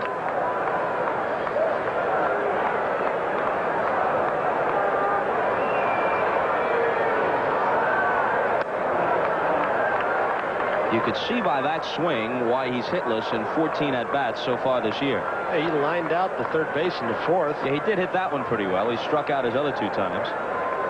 Last time he struck out on 3 pitches against Jackson, and the same here. He hadn't hit too well today again, but he is pitching. I'll tell you, it's amazing, Bob, when you look at the numbers of just pitches, whatever it means, for the 7 innings he's pitched. He has not thrown more than 14 pitches. I'm talking about Terry Leach in any inning so far today. He's been really kept it to a minimum of pitches. The Phillies know he's around the strike zone. They're swinging, putting the ball in play. And Leach can afford to laugh a little bit about his futility at the plate. Probably talking to Mel Stottlemyre's pitching coach, who's a pretty good hitter in his day as a pitcher. Mookie Wilson, who's 3 for 4, fouls this one off. I once saw Mel Stottlemyre in 1965 at the old Yankee Stadium against the Red Sox hit an inside the park grand slam home run. Just saw. Does that sound familiar? Didn't we just see that last week in the major leagues? But not by a pitcher. No, I know it. I just I didn't say that. Making the distinction. It's unusual by anyone. Mal Stottlemyre has his son Todd pitching at Syracuse AAA ball. He's been inconsistent this year, but he's going to be in the big leagues, not this year, next year. Mal Jr. pitching in AA ball in the Houston chain. He pitched yesterday. Mal was trying to get a report. He couldn't get a score on how his kid did. He said, I'll find out after the game when I call him today. He said, if he pitches well, Mal Jr., he'll call me. If he doesn't pitch so well, I'll have to get in touch with him. You know, talking about pitchers hitting exploits, some of the best hitting pitchers in the National League have moved over to the American League. And they're weeping about the fact that they can't pick up the bat. Boy, Mookie was tied up on that swing. Jackson now has struck out 4 in the last 2 innings alone, and 5 since he came in. Obviously, Terry Leach's hitting style is catching. You should never bat too closely in the order to Terry Leach. Leach not to be confused with guys like Rick Rhoden, Dan Schatzeder, former Philly, who's now at the Twins, Walt Terrell, former Met, who's now at the Tigers. All those guys could really hit. They were a threat in that 9th spot in the order, and now they're over in a DH league. 1-0 pitch to Miller. 2-0. In fact, I talked to Rhoden last week, and I asked him with the 24-man roster if Lou Piniella has him taking BP every day just in case he wants to use him as a pinch hitter. He says, no, they won't even let me pick up a bat for fear of injury. And if you think that doesn't hurt, when you can hit as well as Roden. He'd love to get in that batting cage. That has happened at World Series times where pitchers don't hit all year long. In fact, it happened to Storm Davis years ago when he was with Baltimore. Batting practice near the end of the season when they're getting ready for the World Series, and he strained his back, I believe, and he wasn't quite as effective. Which last year, Tim Lawler, who's now in the minor leagues, took batting practice almost every day for the Boston Red Sox. 3-1 to Miller. He's the kind of player that grows on you, doesn't he? Keith Miller runs well, fields his position well, tough on the double play with that good, strong lower body. And here's a smash into left. It'll drop for a hit. Look at him go. He may not stop at first, Bobby. He's thinking about it, and here he goes. In there. They know that Gross in left doesn't have an excellent arm. He got to the ball in a hurry, but I'll guarantee you before Keith Miller hit that ball, he knew that Greg Gross was a left-handed thrower, and any ball hit in the corner, smart players think these things out before it happens. Just like Pete Rose has done and made all his doubles. He didn't need help from Bill Robinson, the first base coach. He knew that Gross would catch the ball, have to pirouette all the way around. It would cost him a lot of time, maybe 3-4 steps, and Miller breezed into second. Miller's now 2 for 4 with a walk thrown in. Here's Mazzilli, who's 2 for 3 with a walk. And a ball to him.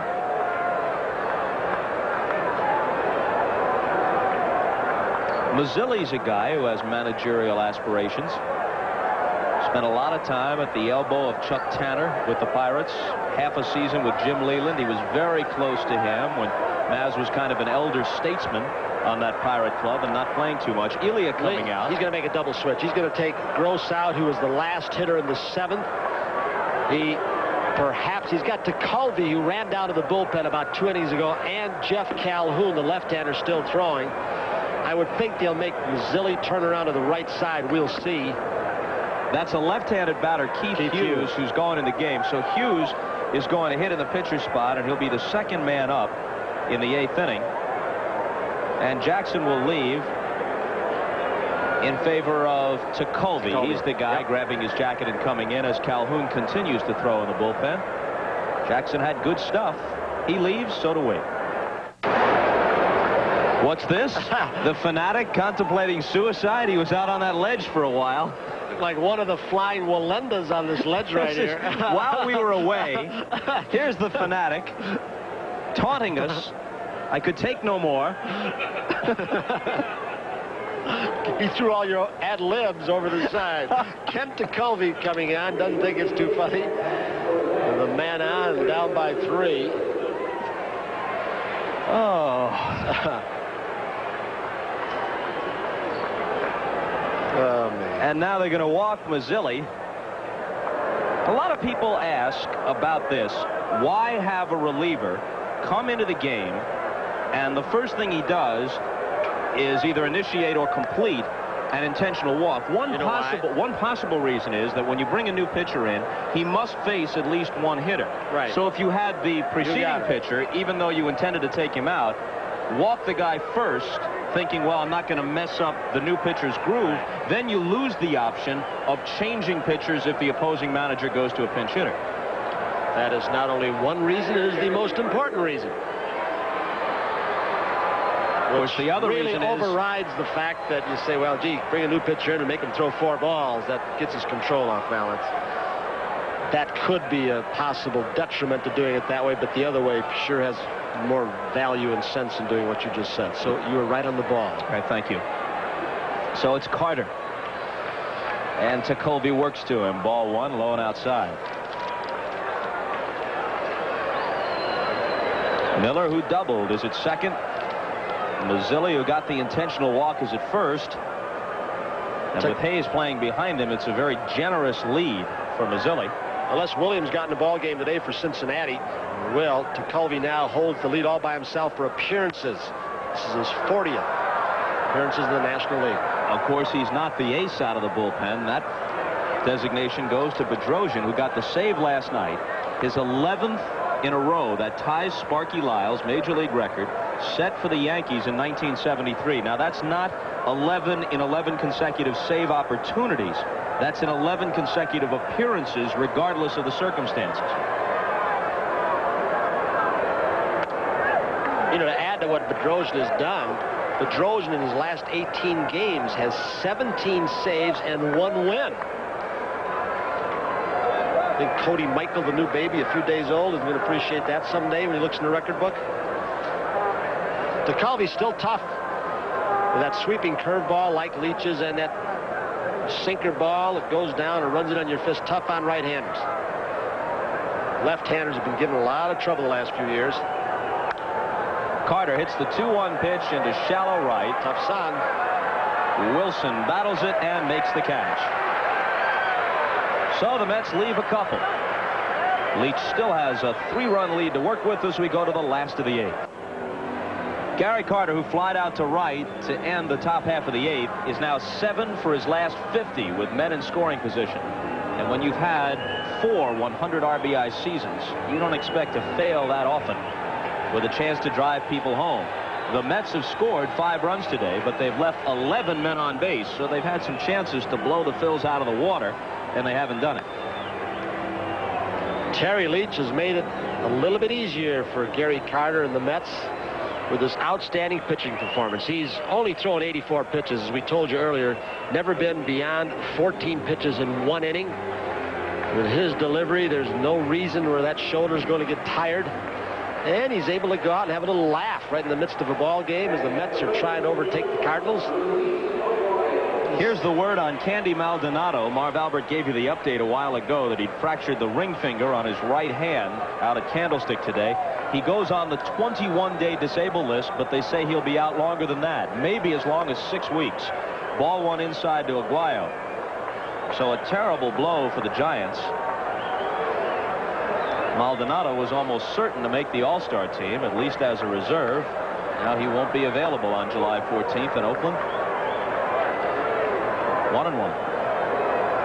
With Hughes inserted into the lineup on the double switch, there is no left-handed pinch hitter left on the bench to pinch hit for Luis Aguayo. And Aguayo's hit the ball pretty well this year. This would be a situation to try and put a left-hander if they had him. But Gross is in the game, or was in the game. He's gone. So you've got Shue, Parrish, Dowell, and Chris James, who looks like he's going to be the regular left fielder. Didn't play today because of Leach on that sidearm delivery.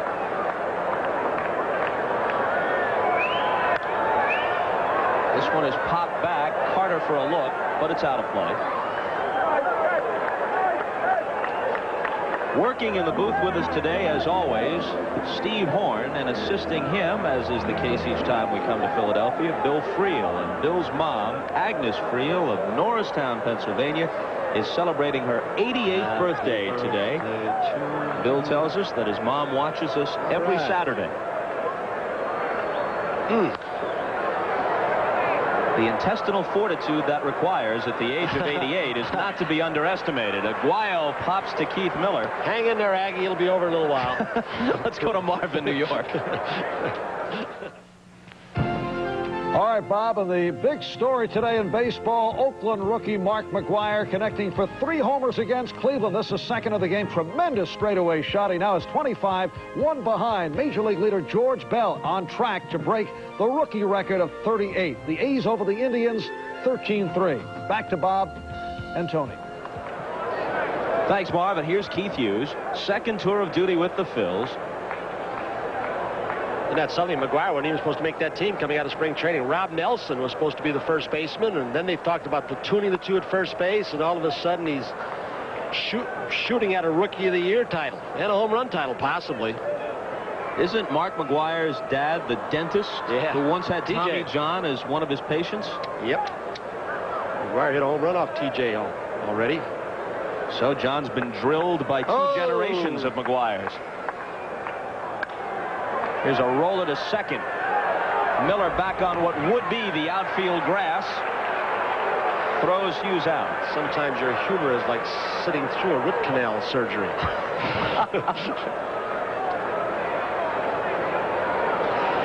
Leach is getting the ball on the ground now. He has been outstanding.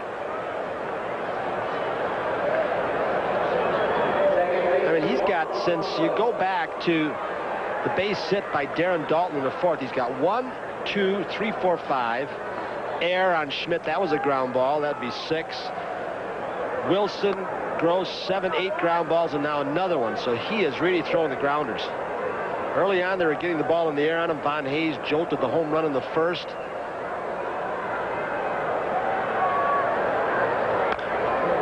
This one's tapped foul past Jim Davenport, former Giant third baseman and Giant manager prior to Roger Craig. Well, he what played a glove against he had. you and against the Yankees in '62 in the World Series. What right? a great glove. I mean, they talk about Brooks and Greg Nettles and Cleet Boyer. Davenport could feel with anybody. Need a little pop. Been on some great Giant teams, didn't he? Woo. 2-strike pitch to Samuel, and he's gone swinging. In the last 4 innings, the only Philly to reach base off Leach, Schmidt, and he got on an error. Since the Phillies got their second run in the 4th inning, Leach has retired 13 of 14 hitters he's faced, and the only man to reach, Schmidt, who got aboard on Howard Johnson's error to start the 7th. And he's done it with great economy. As you see, he's thrown only 94 pitches. Well, we talked about the Phillies. Mets don't have an off day till the All-Star break either. These are the things that save your bullpen. When you get into this kind of stretch, playing 20 games in 20 days or whatever it is, you can burn your bullpen out in a hurry. Strawberry swings on the first one. He's going to wear a collar today. He's 0 for 4 with a sacrifice fly thrown in. Bill Robinson, you saw the little pat there. He's been somewhat of a mentor to Darryl Strawberry, not just as far as hitting style. Jimmy Fry, who was the Cubs manager and before that a Mets coach, really helped him with the mechanics. Bill's talked to him more to settle him down. Bill his disposition has got such great equilibrium. I think that's one of the qualities they feel will make him a good manager. Very steady. On 2 pitches, 2 outs in the top half of the 9th as Wilson makes the catch to retire McReynolds. As we've mentioned several times, the Mets have an important series against the Cardinals at Shea Stadium, 3 games Monday, Tuesday, Wednesday. If they hang close, the schedule favors them after the All-Star break. Post All-Star break, the Mets have 44 home games, 32 away. They have more games at home than any team in the National League East. Cardinals have 36 at home, 39 away in the second half. Strike 1 to Howard Johnson. The Cubs, who have played very well on the road, by the way, but still the Cubs have to play 42 on the road and just 32 at Wrigley in the second half.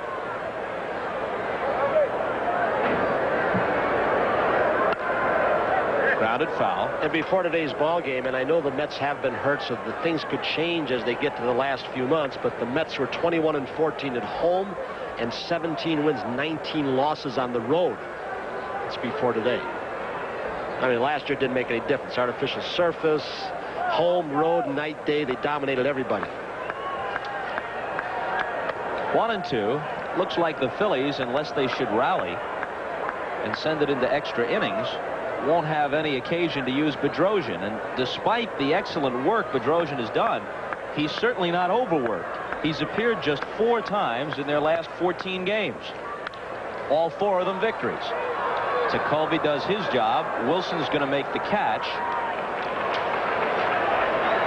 And so coming up for their last licks, it'll be Thompson, Hayes, and Schmidt. They need 3. As we go to the last of the 9th, Mazzilli leaves and Hernandez comes in for defense. And Terry Leach is finished after 8 innings of excellent work, and Jesse Orozco will be asked to cap it off for him. Thompson and Hayes scheduled as the first 2 hitters, and then after Schmidt, Dalton, another left-handed batter. So with that in mind, Johnson goes to Orozco, and Elia counters by sending Chris James up to pinch hit. So there's Leach, hoping that Orozco can finish it. Dave Magadan, the young third baseman, sitting alongside him, and if Orozco closes the door here, Leach goes to 6-0. Chris James batting for Milt Thompson, who was 1 for 3 while he was in there. Chris 2 for 4 as a pinch hitter, hitting at 282. He's got some pop coming off the broken ankle last year. Battled his way back through the minor leagues. I said earlier, plans are for him to be the regular left fielder until he loses the job. Team that has struggled against left-handed pitchers, the Phillies. You would think with all the right-handed power, they'd tear left-handers up, but they haven't. They did beat a lefty last night, and a good one in Sid Fernandez behind the combined efforts of Kevin Gross and Steve Bedrosian. Decisions against left-handers, the Phillies are 6 wins, 15 losses. That's with Wilson and Schmidt and Parrish and James. It just goes on and on. They have trouble with it. 2-0 now. Speaking of Parrish, if they get to Dalton's spot in the order and Orozco is still in there, almost certainly we'll see Lance as a pinch hitter. Orozco on the mound to clinch the playoffs and the series a year ago for the Mets. 2-1. They flew the champagne down here last year, and Mets fans came, and by the tens of thousands were in the ballpark, and they couldn't close the pennant against John Felske's Phillies, nor could they do it in St. Louis against the Cardinals. Here's a long smash, and this one is gone by plenty. It lands in the second deck. Wow. Did you hear that explosion?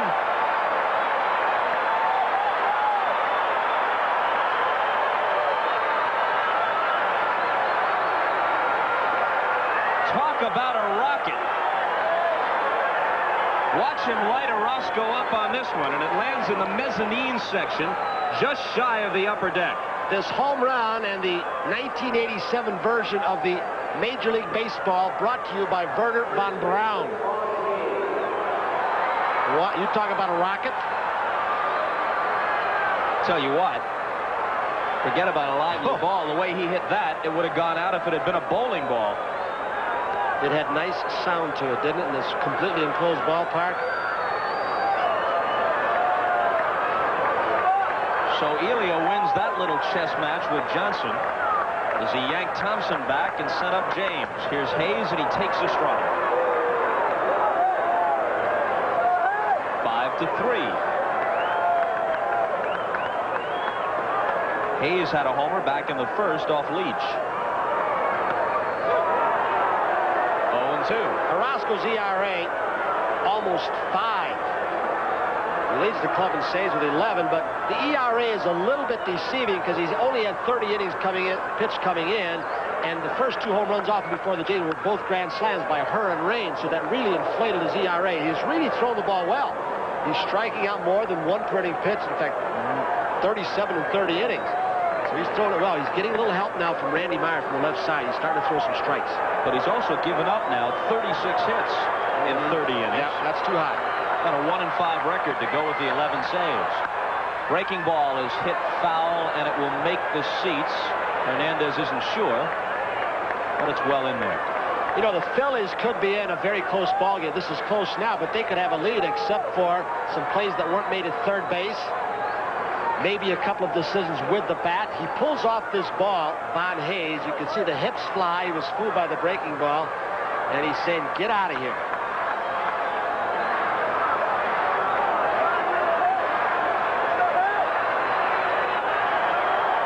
Hayes has grounded out twice since his first inning homer. Trying to get aboard and make Schmidt the tying run at the plate against a left-hander. Of course, McDowell is getting ready, too. That just missed. And if you can use this as a reference point, there's Roger McDowell. He didn't get up any runs over the last 8 or 9 innings that he's come in. But looking from center field, Von Hayes against the right-hander, whose stance was slightly closed. Against the left-hander, he pulls his right foot away from the plate so he can see the ball better from the left-hander's delivery. And he pops it up. Santana. That's the first out. You could hear Von Hayes' bat shatter all the way up here. Not when he made contact, but when he crashed it into the carpet. He had a high pitch to hit, it looked like. He may have felt he swung at a bad pitch, or he may have felt he should have hit it harder. Get yourself another piece of lumber. If it was a bad pitch, it was because it was high, because Orozco didn't really jam him with it. It was out over the plate a little bit. All right, here's Schmitty. 0 for 3. Reached on an error his last time. A reason why, even with the Phillies struggling off this last road trip, many of the 40,000 plus paid today won't leave. They stayed to see this guy hit. A lot of talk about Schmidt possibly wanting to retire. He says he'd like to be a manager someday, but those close to the team think maybe 2 more years. And one reason is He's more comfortable with himself than ever. Even though he's been a great player for many years, he's never gotten his true due and the acclaim that he's deserved here in Philadelphia until the last few years. And now he'd like to bask in the glory a little bit and enjoy it. Well, there was talk back in spring training, questions asked of Schmidt, will you play long enough to unquestionably be named the greatest third baseman of all time, and you might get 600 home runs with 2 more years? He thought about it, and since then he has said, I don't think I will, because my knees won't take it. He said he will not take a cut in pay if he comes back for 2 more years. He's making about $2 million a year. 3-0 now. Yeah, he will be swinging if he wants to. He has not been underrated, never underrated, but in his own town, I can't think of a more underappreciated superstar of our generation until recently. In there. Well, there have been incidents where he's hit 2 home runs, and then the next time he strikes out, he gets booed. And he has learned to live with it. He hadn't liked it before he went on the DL. He blasted the organization, the clubhouse, and everything else. Later retracted. They had to talk to Mr. Giles about it. A 3-1 pitch. In there. I think it's interesting right here. Now, Schmidt, and I thought he'd be swinging. At 3-0, he could have been hacking at 2 pitches. He knows a home run makes the score just 5-4. He would rather see a walk force Orozco to pitch from a stretch or Davy Johnson to make a move, because Parrish is going to hit for Dalton if Orozco stays in the ballgame. I would think it's going to be Parrish. Or will it be Rick Shue? And the payoff pitch. Breaking ball line in there, base hit. Around first is Schmidt. On his way to second with a 1-out double. Mike Schmidt showed me something. He could have hit for himself 3-0 on 2 pitches. He would have taken a walk. He got it even on Orozco, and he said, now I'll take you. That was a great piece of teammanship by Mike Schmidt. Teammanship a word? I don't think so. Nice teammanship, Mike. Oh, it's not teamwork, but he was playing for the team. That's teammanship, and Lee Elia knows it. Rick Shue's going to hit. He's announced Davy Johnson's coming out. He's got Roger McDowell ready, the sinker ball right-hander. Does this say something about the way Lance Parrish is struggling? That it's Shue rather than Parrish for Dalton? Well, Rick Shue's had a hot bat. He's hitting very well over the last 25-30 games he's been playing regularly. Orozco leaves. Now Shue may sit down. We'll see. We'll be back.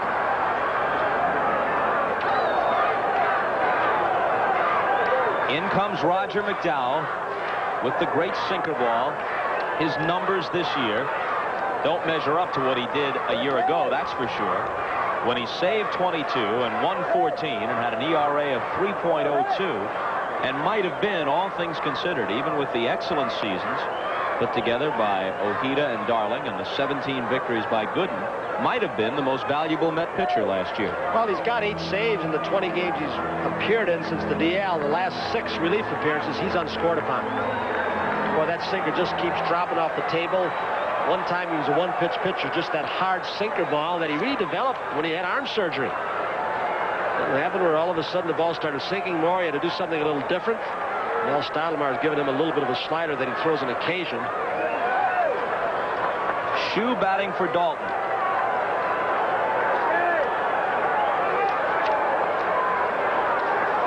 Shue has 5 homers in 98 at-bats and an overall batting average of .255. But he's 19 for his last 52, as you mentioned, Tony. That's .365, so he's hot of late. Fouls it back off Carter's mask.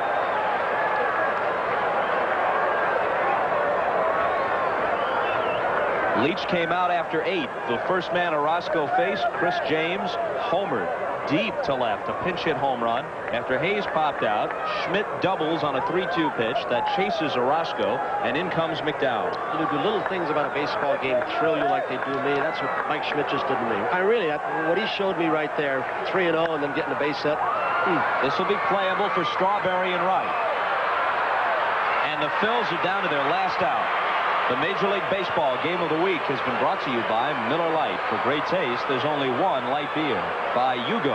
Buy yourself a little freedom and see how good it feels to have your own set of wheels. By AT&T, the right choice. And by Quaker State Motor Oil. When car-caring people reach for the best, they reach for Quaker State Motor Oil. And if Wilson keeps something going, the man we were looking for in the bullpen and down on the benches in the on-deck circle, he apparently was on his way underneath the stands. Wondering where his bat is. Well, he'll be in the batter's box if Wilson can keep something going. It breaks down about like this for the Phillies. If you don't see Bedrosian, you're not likely to see the Phillies win. They've won 31 games this year, and Bedrosian has been involved in 21 of those victories. They've lost 10 of their last 14. All 4 victories saved by Bedrosian. Here's a guy in April struggled so badly, Bedrock, that they sat him down for a while, worked on mechanics, got him a little sinking fastball, and did some refinements, and he's just blazing. Fouled off by Wilson, and certainly Bedrock is well rested because the Phillies have had so few leads late in games. They haven't had to call on him. Just 4 appearances in their last 14 outings.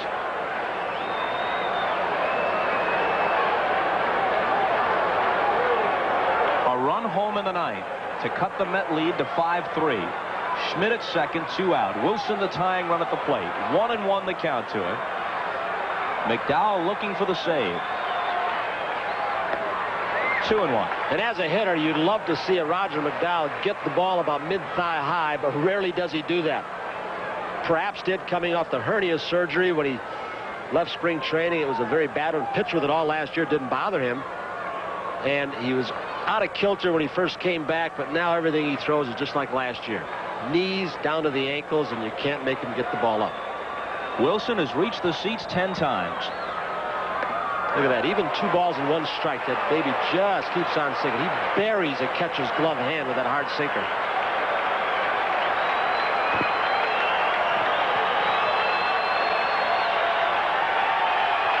You can hear the sizable number of Met fans at the vet.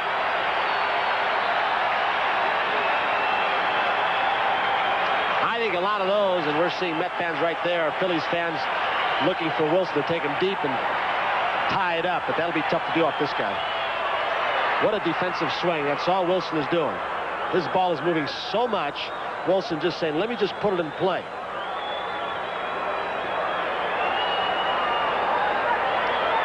McDowell also an outstanding fielder. A lot of sinker, but in fact most sinker ballers and knuckleballers are. So many balls hit back at him.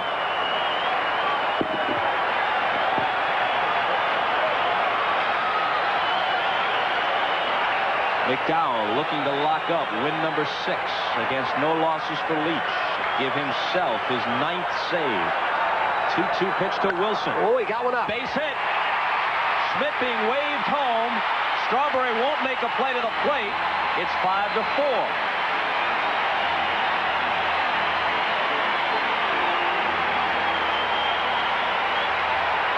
Glenn Wilson did get a sinker ball up about belt high, and he rifled it through the right side. First pitch that Rogers gotten up that was handled, able to be handled by any hitter so far. The Phillies had 4 hits off Leach through 8. They've got 3 hits here in the 9th against Orozco and McDowell. And up comes Parrish, who frankly admits he's uncomfortable at the plate, hasn't gotten used to the new assortment of pitchers he's had to face in the National League. He takes a strike, and in a way, even last night, where he hit his 7th home run, was indicative of the kind of year it's been for him. He stumbled and nearly fell on his face as he crossed home plate. Came up with a big grin. Eventually, he's going to get comfortable and do heavy damage. 1-1. He's grounding into a lot of double plays when he's starting ball games, striking out quite a bit. People forget, and they don't have much patience here in Philadelphia, nor do many fans, but he missed the last couple of months last year with a back problem, then the lengthy holdout and the threats of litigation and all the pressures. But it is almost July, and he still doesn't have his feet on the ground. Again, McDowell is a strike away from closing it out. For that man, Terry Leach.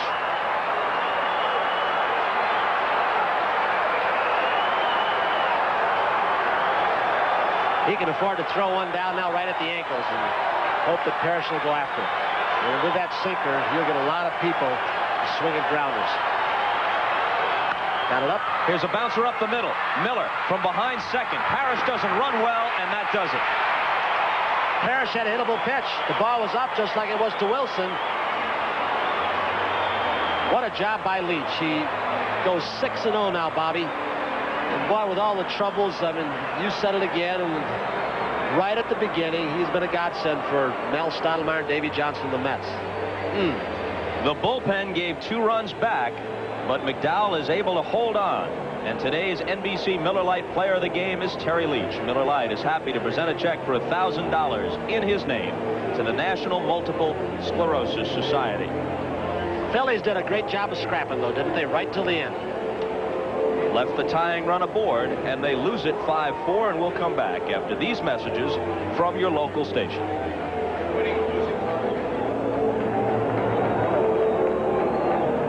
Everyone, I'm Marv Albert in New York. Before we return you to Philadelphia, here's a rundown of what took place this Cleveland. Spectacular rookie Mark McGwire, the big story, leading the A's over the Indians by the count of 13-3. McGwire with 3 homers, 5 RBIs. This is second of the game. He now has 25. That's 1 behind Toronto's George Bell, who leads the majors. The rookie record is 38, shared by Frank Robinson in 1956 and Wally Berger of the old Boston Braves, who did it in 1930. Mark is right on track.